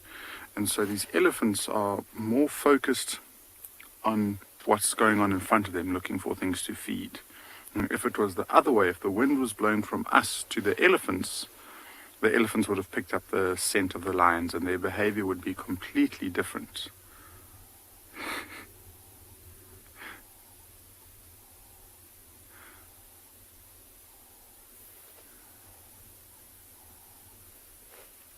That young one was just chasing, I don't know what it was, it might have been a little bird in the ground or something.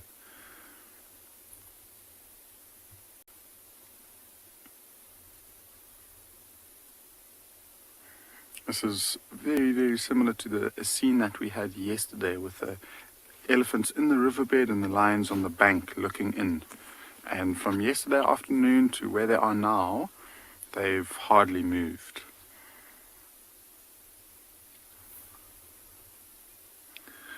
The interesting thing, though, is that there seems to be half of the pride here.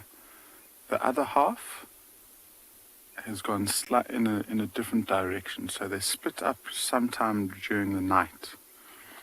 And so the reason why we decided to come here nice and early is to see if they weren't going to try and find the rest of the pride. The easiest and most effective way to do that is by calling.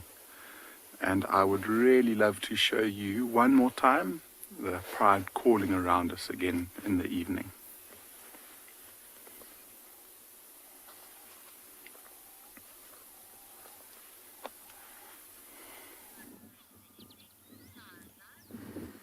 What cool interaction that you had there. Very, very cool. Far more chilled here at Chitwa, still with our crocodile and water monitor and all the birds around the shore. Just thoroughly enjoying a peaceful afternoon down at Chitwa Dam. Little blacksmith lapwing there. Almost always found around bodies of water in South Africa and Southern Africa.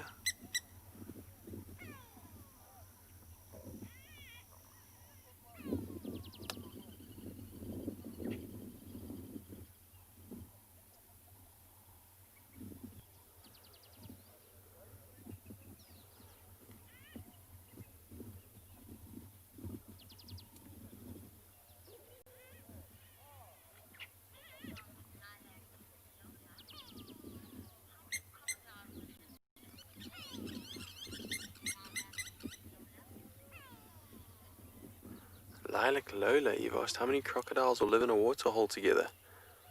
That depends very much on the size of the water and the body of water.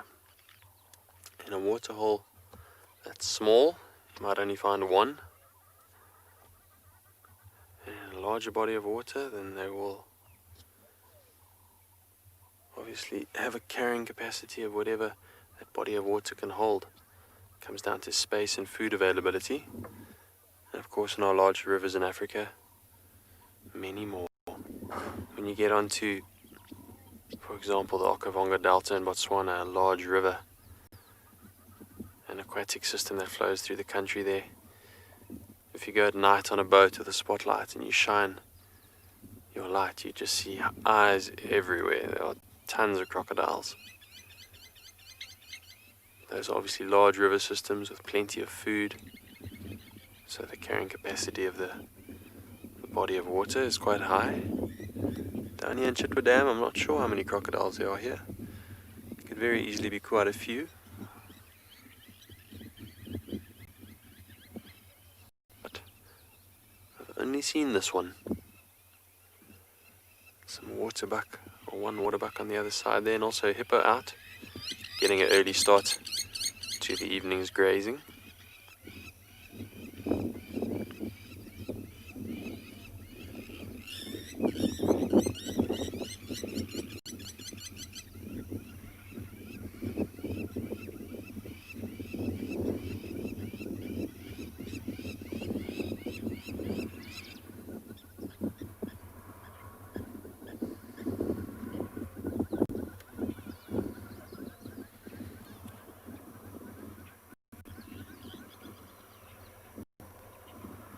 Often notice, just thinking about this crocodile again,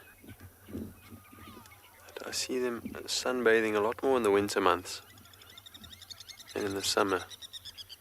Just something I've only thought about now. Perhaps it's because the water is so much cooler and having to self-regulate their body temperatures, they spend a lot more time in the sun during the winter.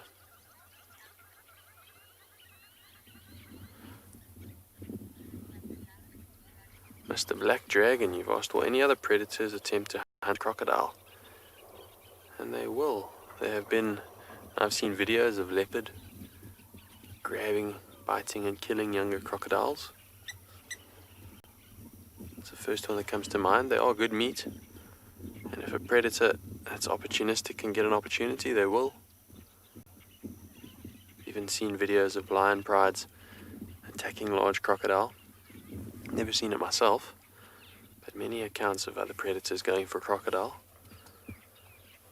But don't forget, these are an apex predator of our water systems and are not to be taken lightly.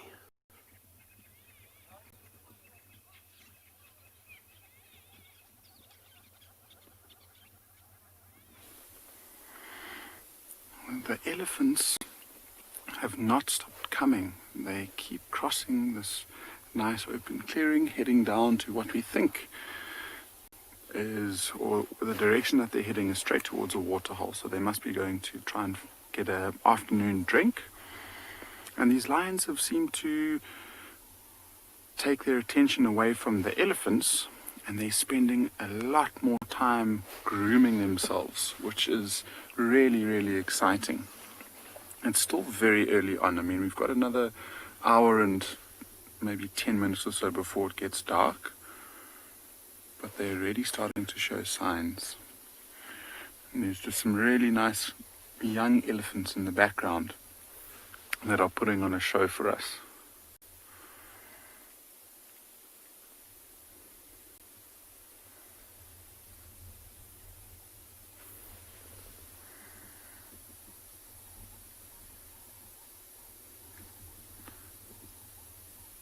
So not far away at all. I mean, those lions have now realized that the elephants have got no idea that they're there, so they don't really feel too threatened by them. And so they're happy to just go back to what they're doing and just start the waking up process. So there's a few that are still very, very relaxed and sleeping. Right in the center of frame is that one with its leg up. But then that one next to it, the one with a lot of hair around his ears and down towards his chest, is one of the subadult males. And he's been one of the most active lions so far.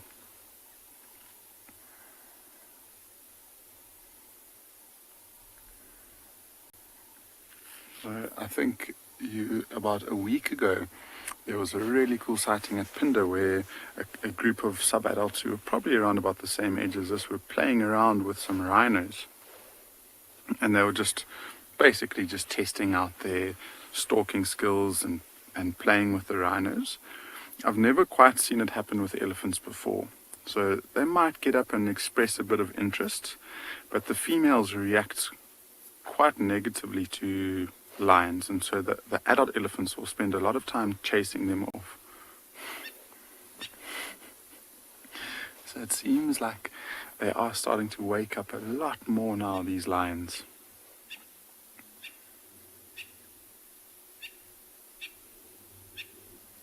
With the elephants crossing in the background again.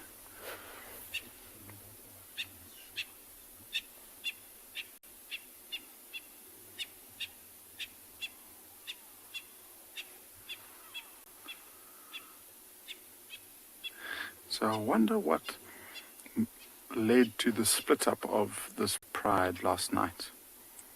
We think there are about 7 or 8 individuals here, which means that 10 or 11 of them aren't here. So they must have moved off in a slightly different direction. And so there's a group of 2 adult females with a young male, so that's 3 adults, and then about, I think, 4 cubs that are here. It could be, I mean, there's one female that we noticed has got a limp, and she's had a limp for the last week on her front left leg. So maybe she just wasn't willing to move around too much. And so her cub stayed behind, and so did one of the adult females with her.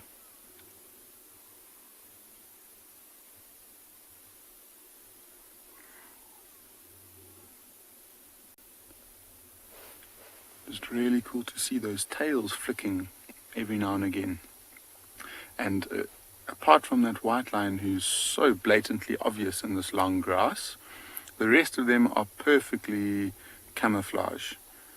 And so that little flick is sometimes all that we see of these lions. That white lion is now on his back. And I think he's right next to one of his brothers. And if you look on his leg, his back leg, there's almost looks like a wound. And that's a wound that he's had for quite some time. This lighting is just amazing, and it's only going to get better and better from here.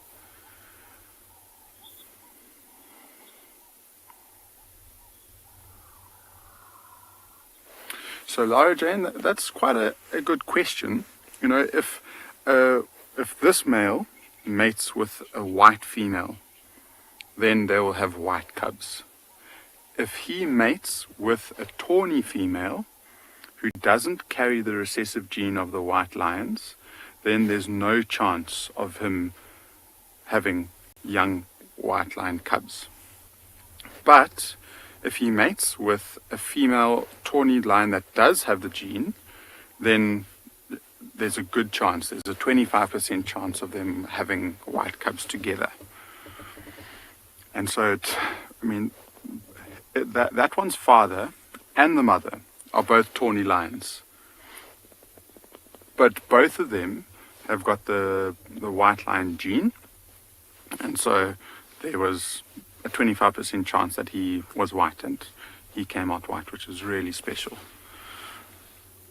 And just a complete anomaly in nature. I mean, white is the exact color you don't want to be in the bush. It's nothing kind of blends in with it. It stands out, and it would be very difficult for him to survive and hunt by himself. So luckily he's got really experienced mothers and aunties to carry him and help him survive up until the age he's looking to become independent, which will be probably within the next year and a half or two. And the difference between him and the young male that we have, who's currently going through that same process, is that he's got two other brothers. And so the three of them will stick together once they get chased away from the pride. And so if he blotches the hunting and he gets spotted, then hopefully his two other brothers will help carry him. And he'll eventually, one day, hopefully take over a territory of his own.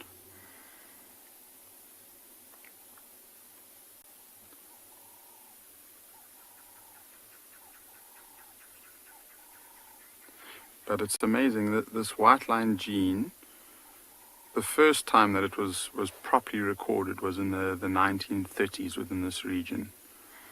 And since then there's been sporadic sightings. There was a long period, I think, from the 1970s right up until the early 2000s, where there was no white lions that were spotted. And then in the early to mid 2000s, there was a white lion that was born in this Timavati region of the Kruger National Park.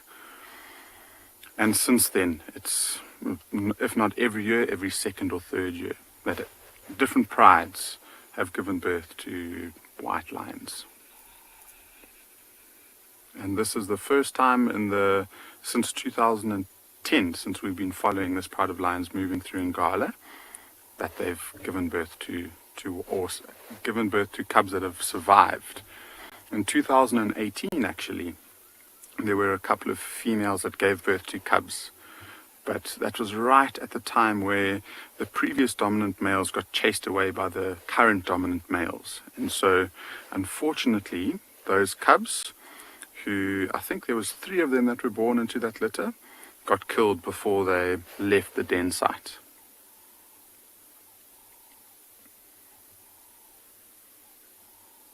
WildEarth relies on support from viewers like you to carry on broadcasting our daily live shows. A small donation goes a long way in helping us on our mission to connect the world with nature. Please visit our support page to see how you can help and become part of the WildEarth family.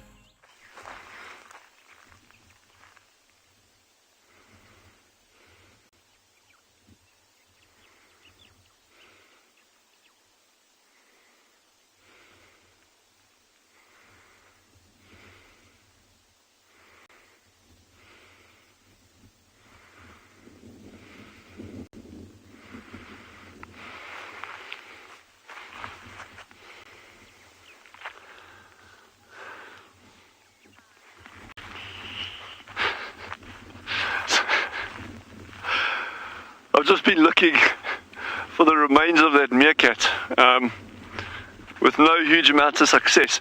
But that bush clump directly behind me over there, that's where that wildcat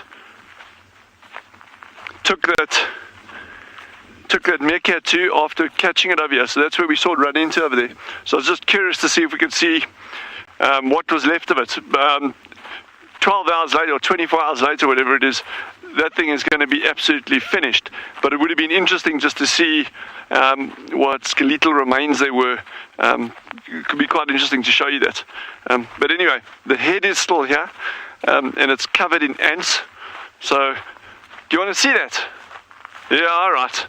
That was a huge yes from everyone. Okay. Actually, there's not that many ants on it. Okay. Dun, dun, dun, dun, dun. Not for sensitive viewers. Dun, dun, dun, dun, dun, dun, dun. Oh yeah. Do I need to say anything? that's this meerkat was having a bad head, eh? But yeah, you. Anyway, that's a meerkat head. Yeah, I know. He's looking a little bit the worse for wear. But I'm going to go put him right back where I got him so the ants can carry on having their lunch. Sure. All right. That's the sum total of my animals for this afternoon, apart from the birds. Yeah, that's a sign of a good guide. Huh? Oh, look, I found a meerkat head. I couldn't find a meerkat.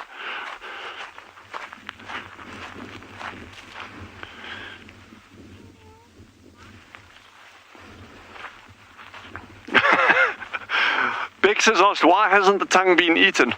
It will get eaten, it just hasn't been eaten yet. So over time, those little ants that are on it, they're going to gobble that thing up completely. There's literally just going to be a couple of bones left.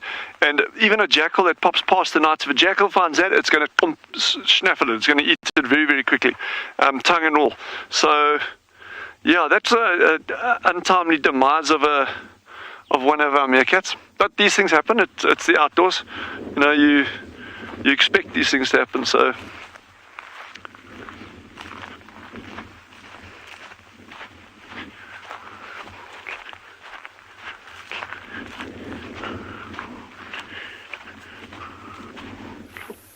that one line that's got its head up is one of the females of this group.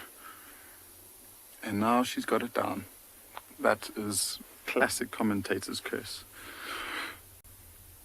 But it's cool to see that they're starting to show slightly more sign. I mean, we've seen them grooming and getting up and stretching. And it's a long process for lions to get up and actively move. And a lot of the reason why they decide to sleep and rest so much like this is to conserve as much energy as they possibly can. And so they'll only really move if it's beneficial to them. If they need to go for water, if they need to protect their territory and their space, if they need to go and find food, or if they're looking for the rest of the pride. And it's still quite warm, which means when the sun's out, it's slightly hotter than it will be in a couple of hours. And so just waiting for that time to move around where they don't have to worry about cooling themselves down. It's incredible. There's still elephants that are crossing in the background. There must have been maybe 25, 30 elephants that have crossed so far.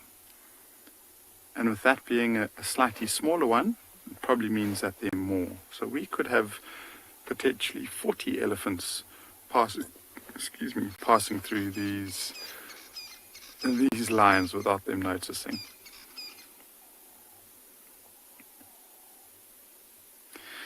And so that tells me when we first got here and we saw the whole pride looking down towards those elephants, that must have been the first group of elephants that they saw. Just by looking at their behavior when we first got here to now. I mean, they were very attentive. They were looking at the elephants, probably quite concerned that if the elephants came too close, they'll get chased away. And now they're just completely relaxed around them, letting the elephants pass by. They know that they're in a comfortable spot where, if elephants aren't looking, they're not going to see them or not become aware of them.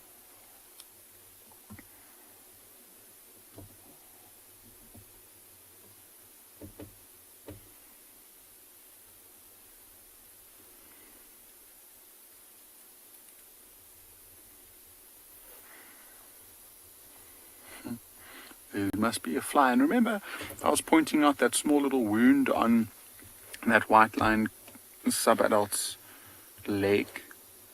Just see how much more his tail's moving around compared to his siblings and his aunties and mother.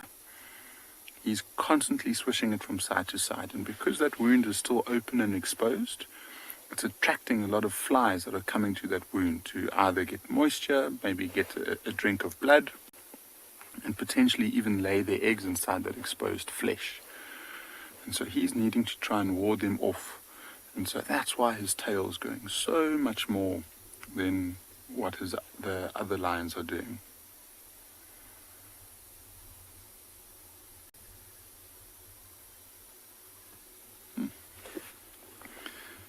And I don't know if it's quite far in the distance, but one of my favorite birds, and definitely my favorite call, the African scops owl, is calling in one of these tall trees by the riverbed.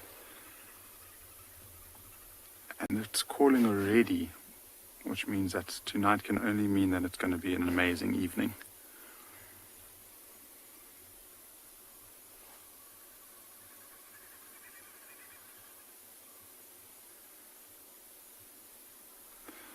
And we were just talking about it a little bit earlier on. I mean, to see not only what we've seen this afternoon, but the way that the species have interacted with one another. I mean, that leopard and that hyena interaction where they were chasing each other around, where it was quite action-packed, to a whole herd of elephants crossing by these sleepy lions. And what we've seen this afternoon is something that you'll be happy with seeing once a week only. And the lighting is just getting better and better now. It's that beautiful golden winter color on the tall bank of trees behind these lions.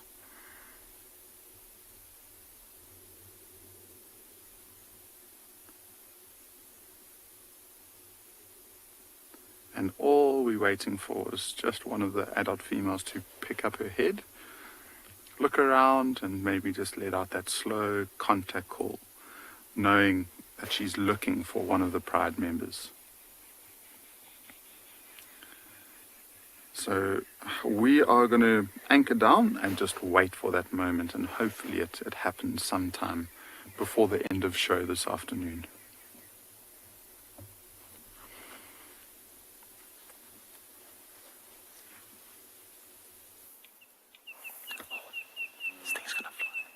Oh, we are sitting now with a whole family, a whole band of mongoose who are busy having their evening session, a different band than the one we had the other day, and come to join them is a hornbill. So this hornbill is obviously very annoyed that his helpers, his food disturbers, have stopped working, and now it's kind of digging around this termite mound. We've often found hornbills sit in the trees and bushes above the mongoose in order to catch any insects that get disturbed. Now the mongoose are settling down. The hornbill is probably also going to settle down. It's just digging around this termite mound. So the mongoose can sometimes live in termite mounds that are active. Some of these termite mounds... Oh, there's a red-crested corehorn making a call next to us. I think it's going to do its display. Oh, if only we could get that on film, that would be so cool. Anyway, this termite mound that the mongoose are on is probably active, and it's low to the ground with big holes, and sometimes if you put your hands above those holes, you can feel warm air coming out, and that is probably what the mongoose use in winter to keep themselves nice and warm. As you can see them, there's a big pile of them all grooming together. Man, I'd love to be in that pile. I wonder what it must feel like. You know, I had a friend who had a squirrel that he rescued that fell out of a thatched roof, And the squirrel used to, groom us as well. Would get into our beards and scratch around. It was so nice, actually. But I imagine having 10 squirrels must be like having these 10 mongoose grooming around. Oh, look, it's watching us. And so these mongoose are not close to where we normally drive. We're just testing out some new areas and seeing what's about. And so I haven't really seen this group of mongoose before, but they are quite comfortable with our presence. We're not so close to them, but it's awesome to see that they're all not hiding away from us. We were talking about at Seb and I if there were any banded mongoose here. And I said I hadn't really seen too many, and then literally a few minutes after we said that, a few ran across the road. But they're always so shy, the banded mongoose. They're much larger, and I feel like they could be much better at protecting themselves, but they seem much more shy than the dwarf mongoose. I wonder why that is. Maybe because it's not so easy for them to hide. I'm not sure. I'm cleaning all those hard-to-reach places.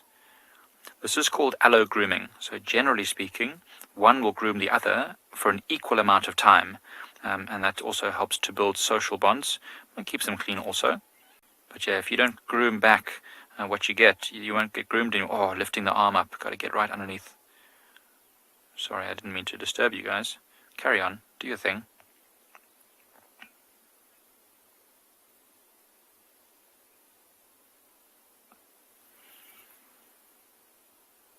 Very, very cute. I mean, have you ever had a cat as a pet? And they stretch their legs out and scratch themselves. It looks just like that. Mongoose are not anywhere near related to cats, though. Unfortunately, they are very different. They're in a group of their own. So cats are felines and dogs are canids. These little things are completely separate. They're in the Viveridae family. And they are usually able to squirt foul-smelling liquids if they are disturbed. They also, they do a lot of something called anal pasting, which is where they evert a little pouch in their colon or in the anal cavity, and they're able to paste, which leaves a scent, so that they can identify each other and their territory. And so, if you have any of them living close to your house, then they will be. If they're living near your house, they will be pasting everywhere, so it might be a little bit stinky. Please don't forget to send your questions in. We love all of your questions to #WildEarth on Twitter or @FC on any other platforms. And if there are any kids still watching, please send your questions into kidsquestions@wildearth.tv. The last light has faded off these mongoose. I'm sure very shortly they're going to be going into their termite mound to hide, because it's going to start getting pretty chilly. I know Seb and I have already started to put layers on. Or actually Seb has. I haven't yet, but I'm about to, because it's actually pretty chilly. So I think these mongoose are just finishing their last cleaning sessions before they go and hide in these hopefully fairly warm termite mound chimneys. As I mentioned before, if you put your hands above these early morning, you'll feel warm air coming out of those termite chimneys. And that's because the termites have collected dead plant material. They can't digest it themselves. And they have these fungus gardens underneath the ground. And as this grass material ferments and gets broken down, it creates metabolic heat. And that heat, it's the same like if you ever have a compost heap in your garden. When you, in winter, if you dig a big hole in your compost heap, you'll see steam coming out of it. That's how warm it gets.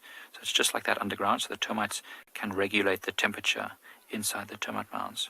So these dwarf mongoose will stay in these chimneys if there are any side cavities, and that's where they'll stay if it's still an active termite mound.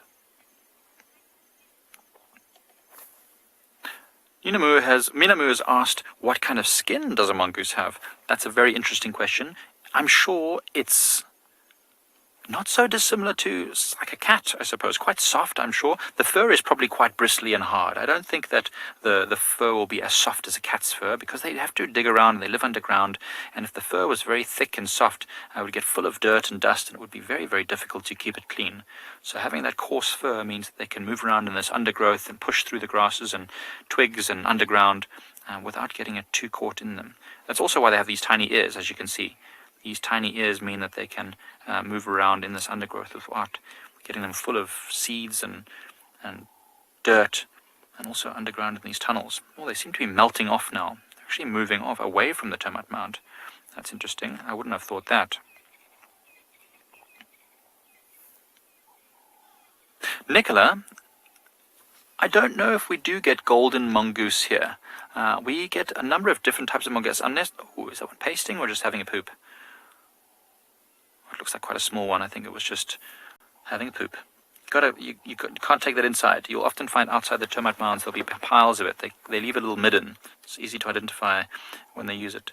So, Nicola, just to answer your question a bit more fully, we get dwarf mongoose, banded mongoose, white-tailed mongoose, and slender mongoose. Those are the ones we get commonly.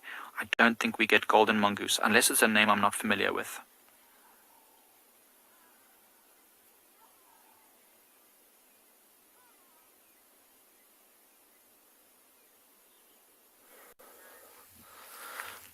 Well, Tia and I just pulled up here to where my kahuma's killed a buffalo the other night.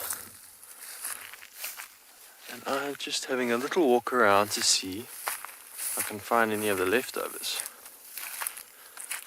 And as suspected, barely anything. Just the skull and a couple little bones lying around. Not even a leg bone or pelvis. It's quite amazing how the bush just gets rid of everything. The hyenas will rip it apart and drag it all over the shows. They wrestle and tussle amongst each other for scraps. This is literally all there is. And a slightly chewed up rib bone. You can actually see, if I hold it here steady over this buffalo skull, all that marrow still on the inside that they were going for. And that is about it. That's all she wrote. The rest of it has all been pulled apart.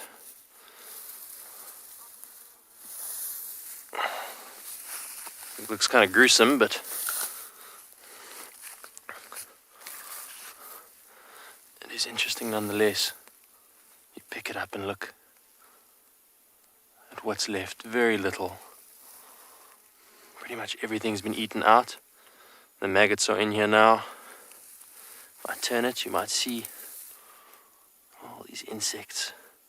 Can you see that tears are too dark?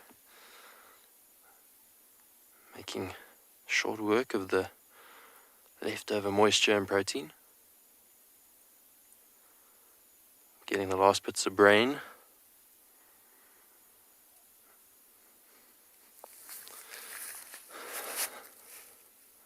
The bush really doesn't waste anything. I'm going to turn this skull again so you can see it from the front. This was a good specimen for the lions to take down. He's an old bull. He's seen a lot in his life, I'm sure. If you look at his horns, nice and worn down. Look at this huge boss on the top. They are really quite wide. They indicate a good age. They close together in the center, whereas the younger bull would still be soft in the middle here. So he has lived his life. You can even see some mud and chips out of his horns. Pieces of tree bark where he might have bashed against trees and done whatever buffalo do best. And what's amazing to me is, yeah, he's lived his life. You know, he might have been 30 or 40, who knows how old he was. But eventually he met his end. But instead of going to waste, he fed the nkuhumas. So, circle of life out here in the bush. Chelsea, you've asked, what are the rivets in the boss? And I assume that you're pointing at these guys. This is the boss, forming part of the horn. And you say rivets, if I heard that correctly. I assume you're talking about these kind of dimples. And that is just wear and tear. That's an old buffalo bull who's been through a lot. These horns aren't indestructible. They are keratin, so very similar to what your fingernail is made out of. And it's not super hard. It's not rock, so it can be damaged and pulled apart. So I guess those are the formations that you're seeing that have created those textures in the boss. Quite amazing, hey? Nothing left. Literally, there was an entire buffalo carcass here. It happened just over there on the other side of the vehicle. And all that's left is the skull and a bit of the spine.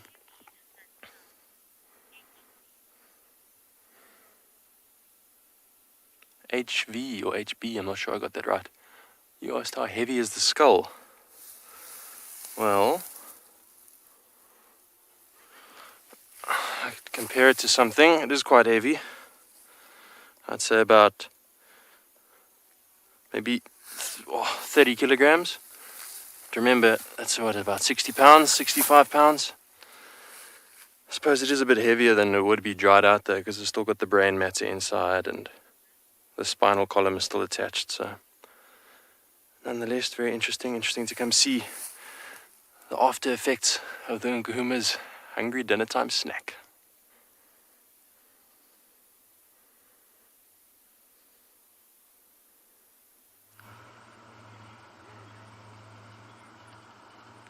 We are back with the Nkuhuma Pride, but we just wanted to share a stunning view of the moon with you all. You know I love my trusty moon app. And according to this app, it's 95.5% full, waxing gibbous phase. So it's not classified as full moon yet, but tomorrow, apparently, it will be. Isn't that just stunning? And I have a funny feeling the Nkuhumas are going to hunt tonight. They're hungry. It's full moon. There'll be a lot of ambient light around. There's zebra everywhere. I haven't seen buffalo today. But I wonder if tonight will be the night. And we're really not far away from the dam cam. So all you eagle-eyed dam cam viewers, please keep an eye out and let's see what happens with the Nkuhumas tonight. I'm not stuck in a tree this time, which is delightful. We are positioned in a very normal fashion. No quarry bush. Just me, which is fabulous. And these guys are still snoozing. I really thought they would be up by now, but we've managed to get a spot back at this sighting. The cubs are always awake before the adults. Full of energy, full of beans. It's the lionesses that are the sleepyheads.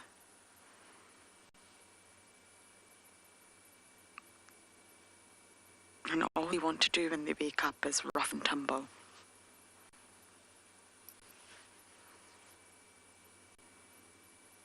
It's like a domino sequence. As soon as one stands up, they all do. As soon as one yawns, they all do. As soon as one does a pee, they all do. So hopefully soon we will see some activity from these lions.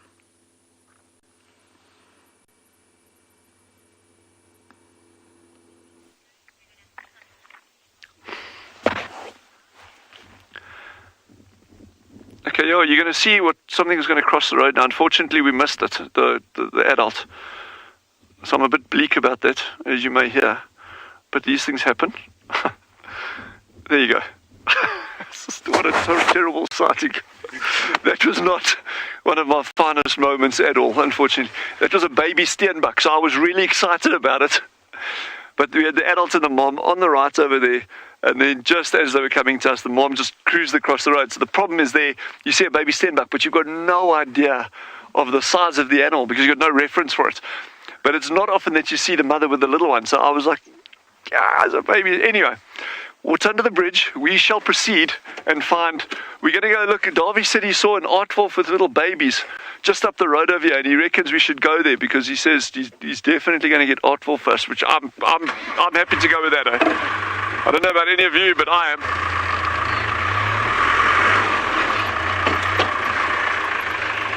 So yes, it's a gorgeous afternoon out here. Another tough day in Africa.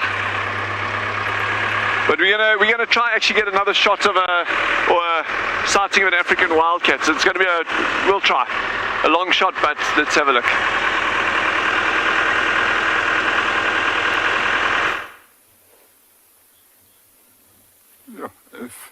we get to see wild cats twice in 2 days. That will be really, really special.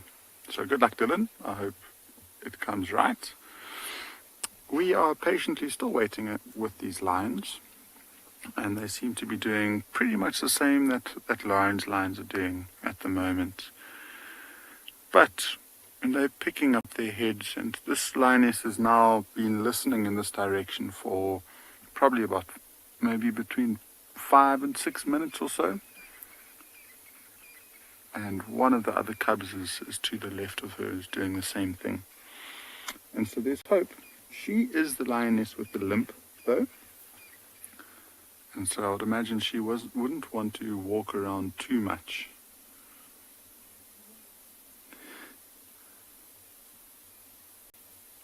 This lion looking around is one that I can recognize off the bat, because it seems to have these dark chocolate eyes, whereas the rest of those subadults have got much lighter, more golden colored eyes.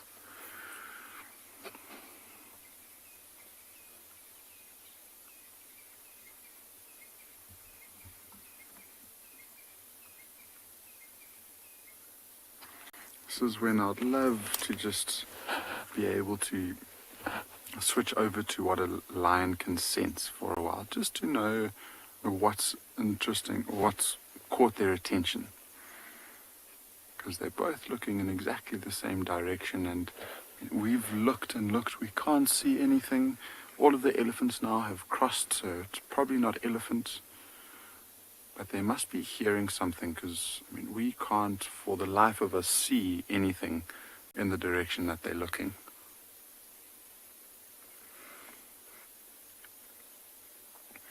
I suppose that the majority of the wind is blowing from, now that we've changed position, from us onto them, and so they could also be smelling, so maybe hearing and smelling something up ahead.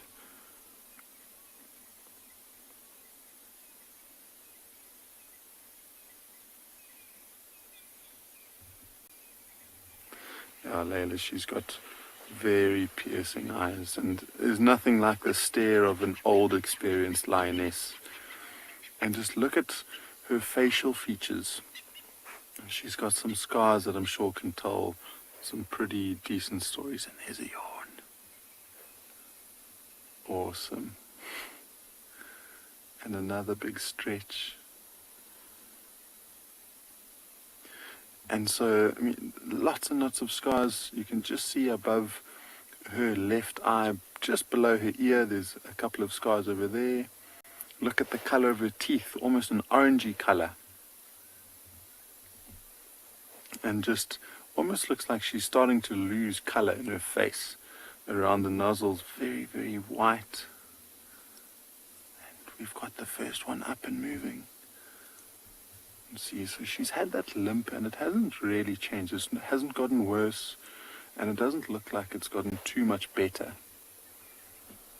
in the last couple of days. But she's up and heading straight to the direction that she was looking a little bit earlier on.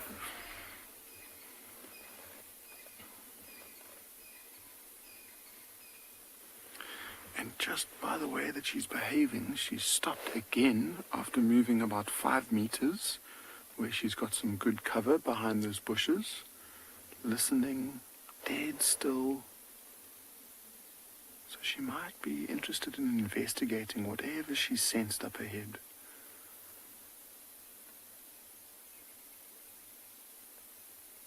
Whether it be other lions, maybe an opportunity to provide her cubs for another meal.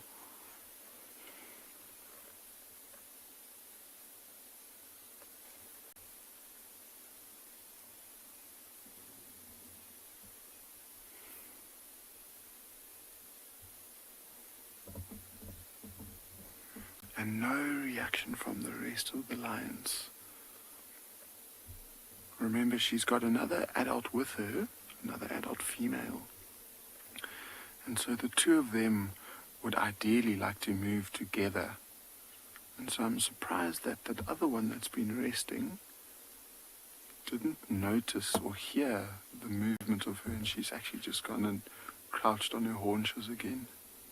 And that also could be just to, if you with lions all around you, it must be quite a concentrated smell. So she might have just tried to separate herself from the rest of the lions so she's got more chance of hearing or smelling whatever she's picked up ahead. And just disappeared. I mean, we might just be able to see an ear every now and again.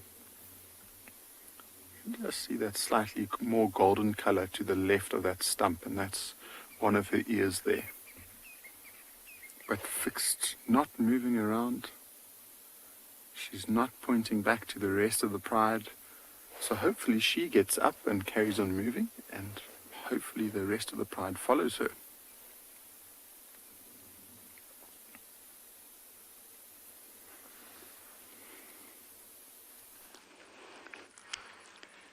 My lions are not moving, that's for sure. Look at Purple Eye. This is Purple Eye. On her back. Legs wide open. Could not be any more comfortable, I think. But it's definitely Purple Eye.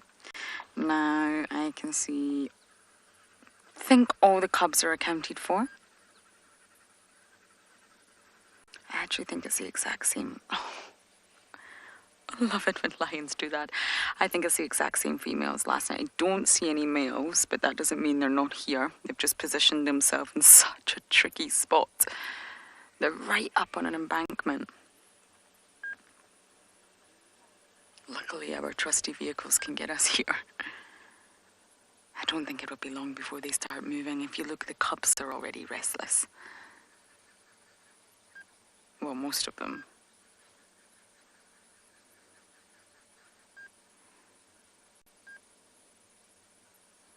And if you think, for the cubs, this area, the Mowati, is actually their original natal grounds. Many of the cubs were actually born in the Mowati and stashed away in dens here.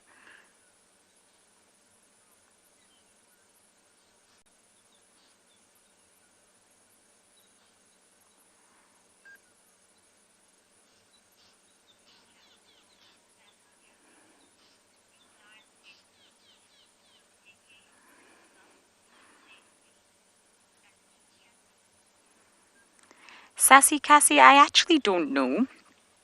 I would assume not. Tooth decay in humans, at least, is normally down to our diet, our high sugar diet, not taking proper care of our teeth, and we need to take care of our teeth because of exactly what we eat. Now, out here in the wild, most animals will actually be able to clean their own teeth. So when you see some animals chewing on bones, that's a way of cleaning their teeth, believe it or not. So I don't believe animals out in the wild get tooth decay. I really think it is a very much human problem. I think that's the one with the injured eye, Craig. This one here. We can just go a little bit closer. Yes, it is. It looks like the eye's getting much better. Yeah, I think that's just dry, crusty fluid. I think that's the one, and it's getting much better. I noticed it 2 days ago and I was a little bit concerned. But I think it's absolutely fine.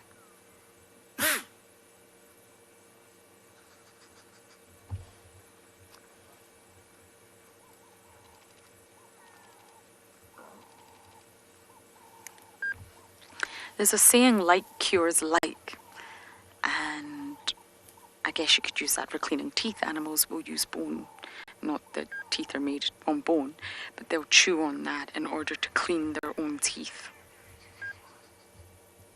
And if you look at a carnivore's tooth structure, you'll see that there's gaps in between every tooth, which makes sure that nothing gets stuck there. Whereas humans, all our teeth are very closely packed together, and sometimes things can get stuck. And that's normally what ends up causing problems for us, especially tooth decay. And we have to spend hours in the dentist getting fill-ins, which I'm sure no one anywhere in the world enjoys. If any of you enjoy going to the dentist, please let me know, because I have yet to meet someone that enjoys going to the dentist.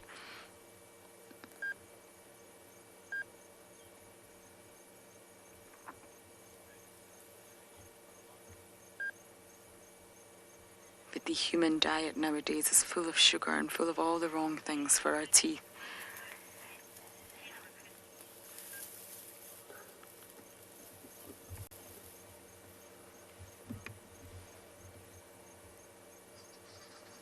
We've got one adult with her head up.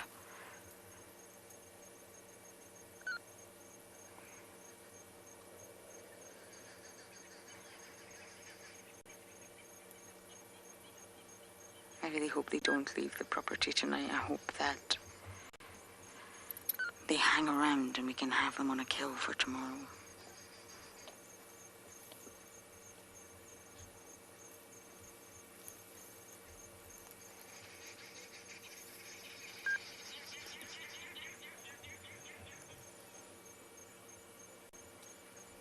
Their bellies don't look full, do they? You can see the suckle marks, but that's not a full belly. This pride is hungry.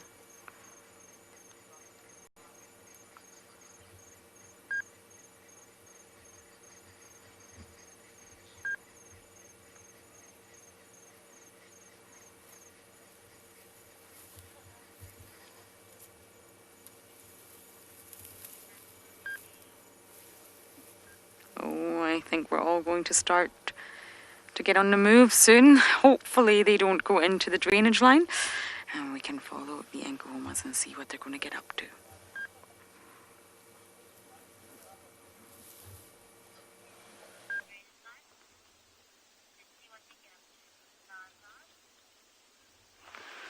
A beautiful sighting of a red-crested coron, and it's actually just foraging in this late afternoon light through this very, very, very short layer of vegetation. So they're actually omnivores, so he's after insects, little grass seeds, things like that. But I'm just loving that, almost that rim light on him. Now, so these are the ones you get lots of them in the Lowveld where our colleagues are. And they're also known as suicide birds, like one of the colloquial names, because they get this beautiful display flight where they go, and then they fly up for about 20-30 meters, and then they just fold their wings and they drop straight down, and about 5-6 meters above the ground they flare their wings out and they land very, very gently. But it's quite a striking display, and it's often triggered, interestingly, by the sound of a vehicle. Not always, so it's not like, okay, you drive up there slowly and do it, but you see it a lot of times when they do that. So I don't know. Yeah, he's making for some cover. He's getting suspicious now. He says, I don't like being stuck out here in the open with that dodgy cameraman around.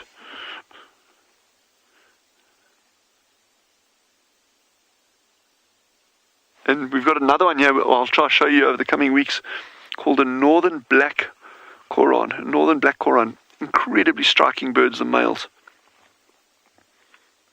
Same size, shape as this, but the feather patterning is markedly different.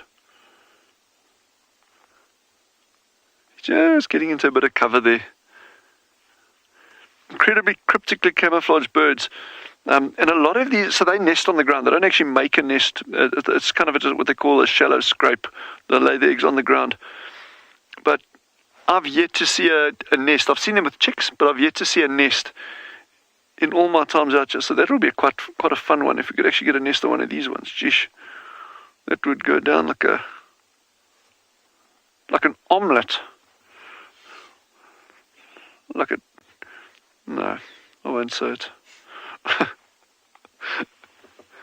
Ducklings did come to mind, but then there it's out.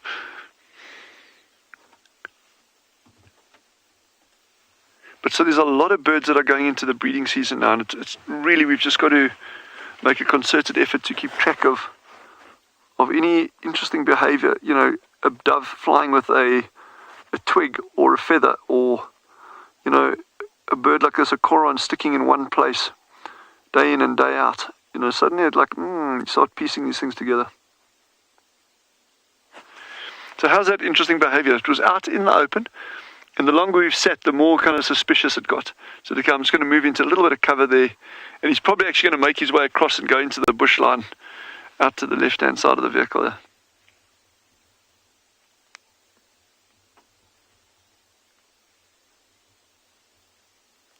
And they often exhibit what we call freeze behavior, and a lot of animals do that. So if they think they haven't been seen, they will sit dead still. Butterflies ask, do they sit in trees? These birds, I've never seen them sit in a tree. Their feet are not designed for perching. The feet aren't designed for perching, so they won't be sitting in trees at all. If they are in a tree, if you ever see one in a tree, it means it's been caught by something. It's busy being eaten.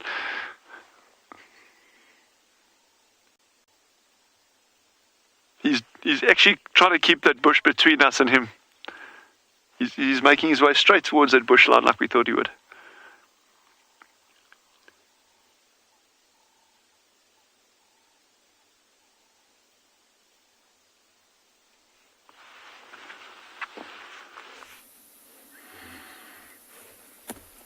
This lioness has gotten up and moved a little bit further, but not that far. So we just looped around to the front of her, and she's still very intently listening and looking in that same direction.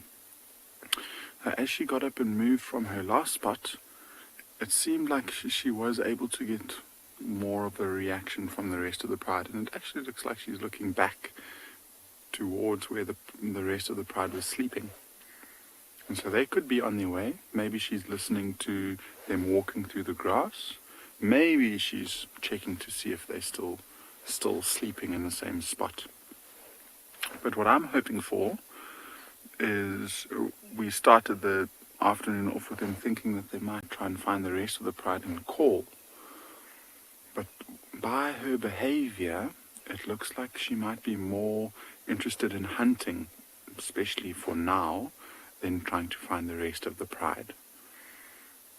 And so she would not be calling looking for the rest of the pride who's separated, only because it's just a dead giveaway for her position. She doesn't want to be vocalizing and roaring as loudly as she could and just give her position away, so she won't be able to catch any animal by surprise. But I mean, if we maybe just zoom out a little bit, we parked at quite a distance away, and she is just so camouflaged if she stops moving, especially when she puts her head in front of the grass there. And where she's laying down is on a nice, well-used game path, and so there's very little grass. So if she needs to get up and move silently, she doesn't have to worry too much. I mean, look at that. If we didn't show you where that lioness was, I think it would be very difficult for anyone to spot her. And so if she wants to get up and move silently, she doesn't have to be as conscious about her foot placement as focusing on what has drawn her attention. I actually, for a second, I didn't know where she was until that ear flicked. Albert lions will hunt at night, yes, for a number of reasons. I was talking a little bit about their conservation of energy and why they only like to move around in the cooler parts of the day. So that's got a big factor. At nighttime, it's always much cooler, so they don't have to worry about cooling themselves down. But then probably as an important factor is the way that they hunt. And so they are quite like that leopard where they are an ambush predator. And so they rely on their camouflage like this, and they try and get as close to their prey as possible. And although it's very difficult for us to spot them, there's animals in this area that have got incredibly good eyesight. And so it's a lot easier for them to get much closer and hopefully lead towards a potentially more successful attack if they're using the darkness as cover.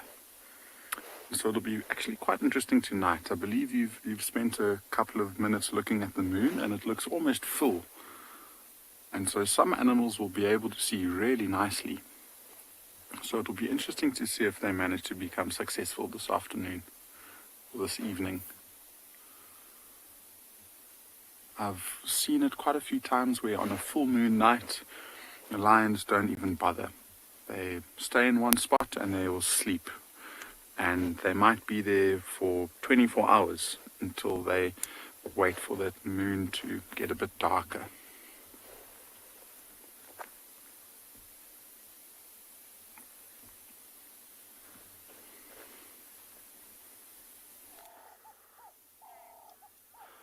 Speaking of the moon, Tia and I decided to get a little bit creative and frame up the moon between the branches of this magnificent dead leadwood tree.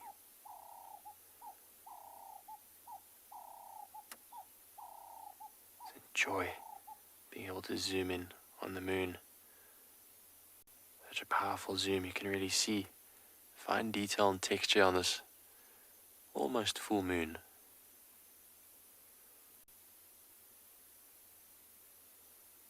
If anyone's feeling extra passionate, you can blame it on the moon, apparently. I read that it wasn't so long ago, a couple centuries back, they used to allow the claim that it was the full moon's fault to get a reduced sentence on crimes of passion. Labeled it as lunacy, apparently. Apparently some people do report heightened emotions around full moon time. The thinking is, if it can affect the tides of our oceans, why can't it affect the tides of our blood and brain? A very interesting concept. I have no idea where I stand on that one, other than the fact that it is a beautiful full moon in the bushveld.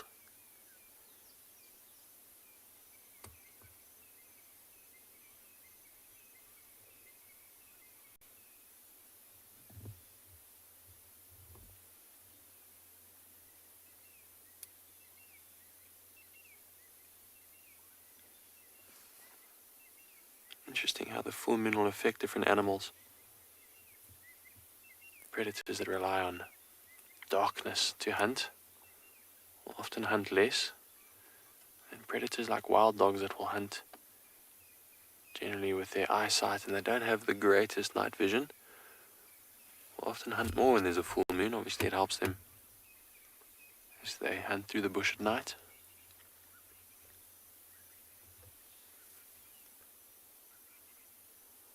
I love walking through the bush at night when it's a full moon. Obviously you got to be careful because our night vision's not that great, but if you don't stray too far, then just to go and slowly walk down a game path and let your eyes accustom to the darkness. It is quite amazing what you can see. You can really see very well. It's almost like a solar eclipse kind of a day where vision is actually quite good.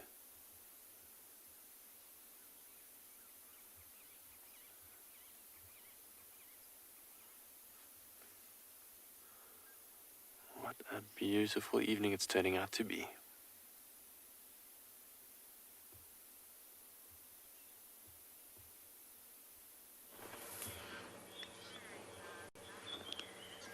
They're surrounding the car. The entire Ngala Pride have literally walked past us within half a meter to spare. There's one in front of the car, Greg, look. Hey. Oh my goodness. He's standing on a log, don't worry. Hello. Oh my goodness. They're all going down into the drainage just as I thought. They hear something down there. I don't know what it is. This other little one's going to do the same, going to follow suit. Jump on the log, I think.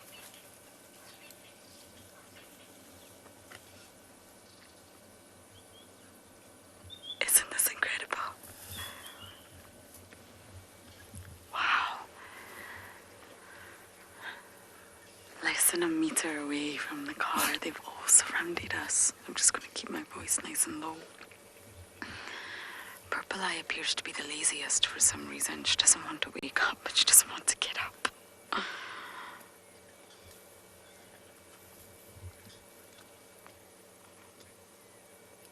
It's time to go, guys.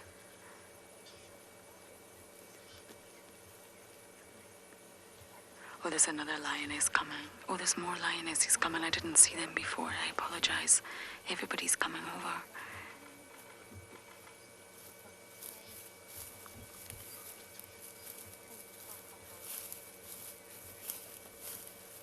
They're all looking for each other. My goodness, they're all going to go up this log in front of us. Wow.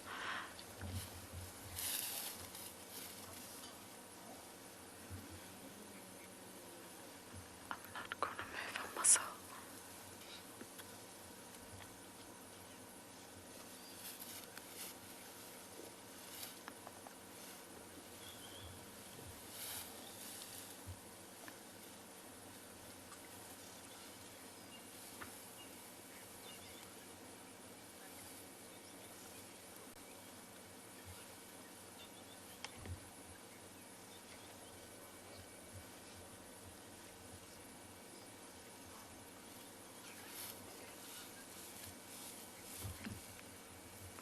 Apologies about the spotlight. That's not coming from us, I'm afraid.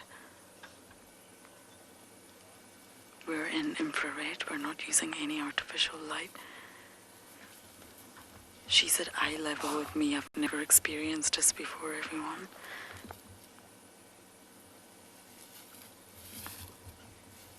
She's above the bonnet of the car.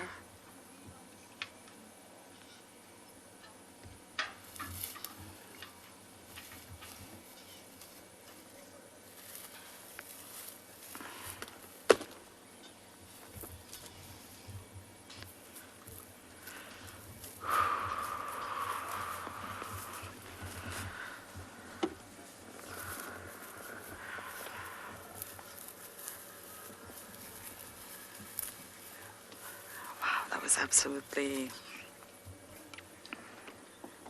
incredible, everyone. The others are going to go back around the other side of the car.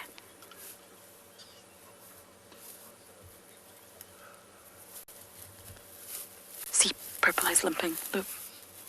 You see that limp? That's what we saw last night. It's the back right leg. She's in a lot of pain. That's why she's been lazy. That's why she's sleeping. Oh my goodness, another cub's looking at us in front of the bonnet.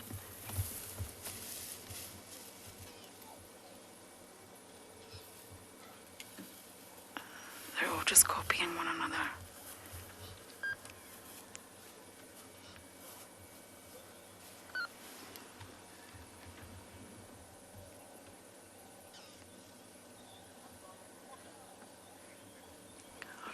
Stay very still here because I have a cup right next to my bonnet, but we'll do our very, very best to keep up with this pride.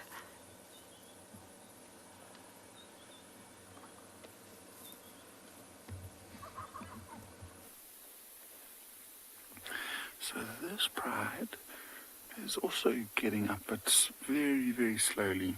And we were focused on that older female with a limp in the bushes, and she got joined by the rest of the pride, which encouraged her to get up, and she's just moved out into these clearings. So we also pretty close to lions, I must say. They kind of scattered all around us. The majority of the pride, or part of the pride that we with at least, is here. So there's the 5 animals, that young male's right in the middle, and then the oldest female's on the right hand side behind the one in the foreground. The one in the foreground is the young white male. And so the other lioness has actually taken over her, and she's walked somewhere behind the vehicle, but I think she's also lain down just in a spot that we can't see her. that one is still on the snooze, but I'm sure it will get up once the rest of the pride moves around it. So now she's actually changed her tune. She's not looking in the same direction that we were seeing her look. She's now looking more back towards the river in more of an easterly direction.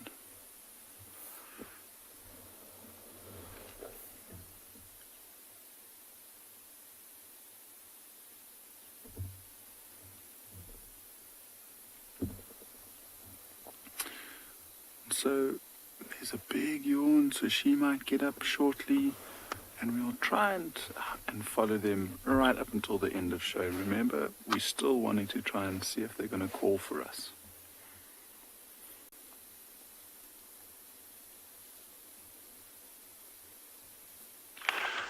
What a stunning view we got you.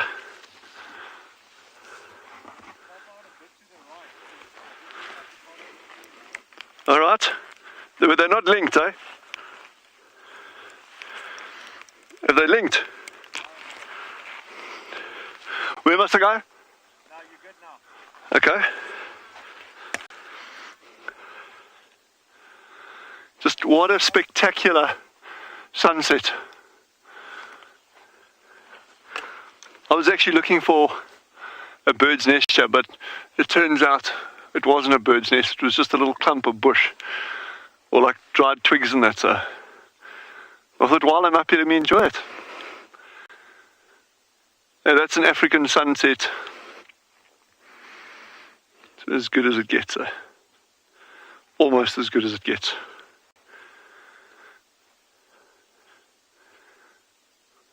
Yeah. That's Africa for you, eh?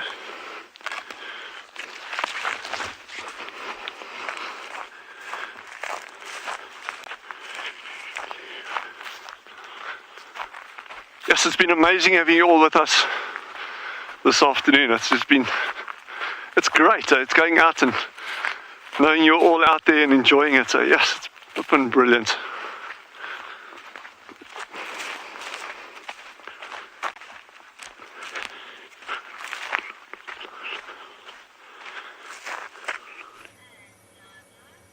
I can vouch for that too. It's been an incredible afternoon. Purple Eye's left behind. Every other individual has gone. And Purple Eye's really struggling to walk. It's actually quite sad. We're up on an embankment here, as I mentioned. I'm not sure how she's going to get down. And I also don't think she's sure how she's going to get down. She's going for it.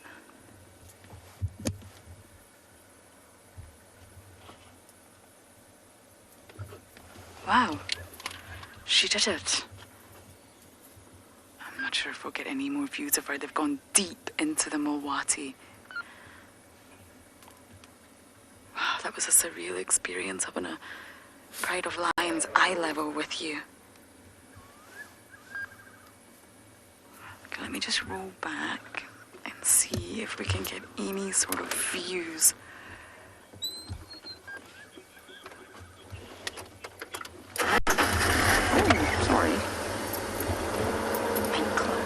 Doing too well on good old Wendy here. Yes, Heidi, nature shows us some incredible things, unexpected things. I'm a firm believer that we should always learn. The lessons are there, we just have to learn from them. Now I'm just going to put my lights on to see if we can see any lions.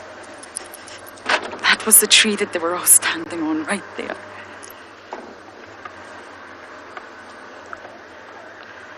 I'm not entirely sure we're going to be able to give you another view of these lions, I'm afraid. They've gone deep into the Mulwati. They're after something. So again, dam cammers, keep watching. The dam cam is just up there. I have a funny feeling they're going to pop out there. Okay, everyone, I'm sorry, no last views, but thank you for jumping on board. It's a pleasure as always, and we'll see you tomorrow. Bye for now.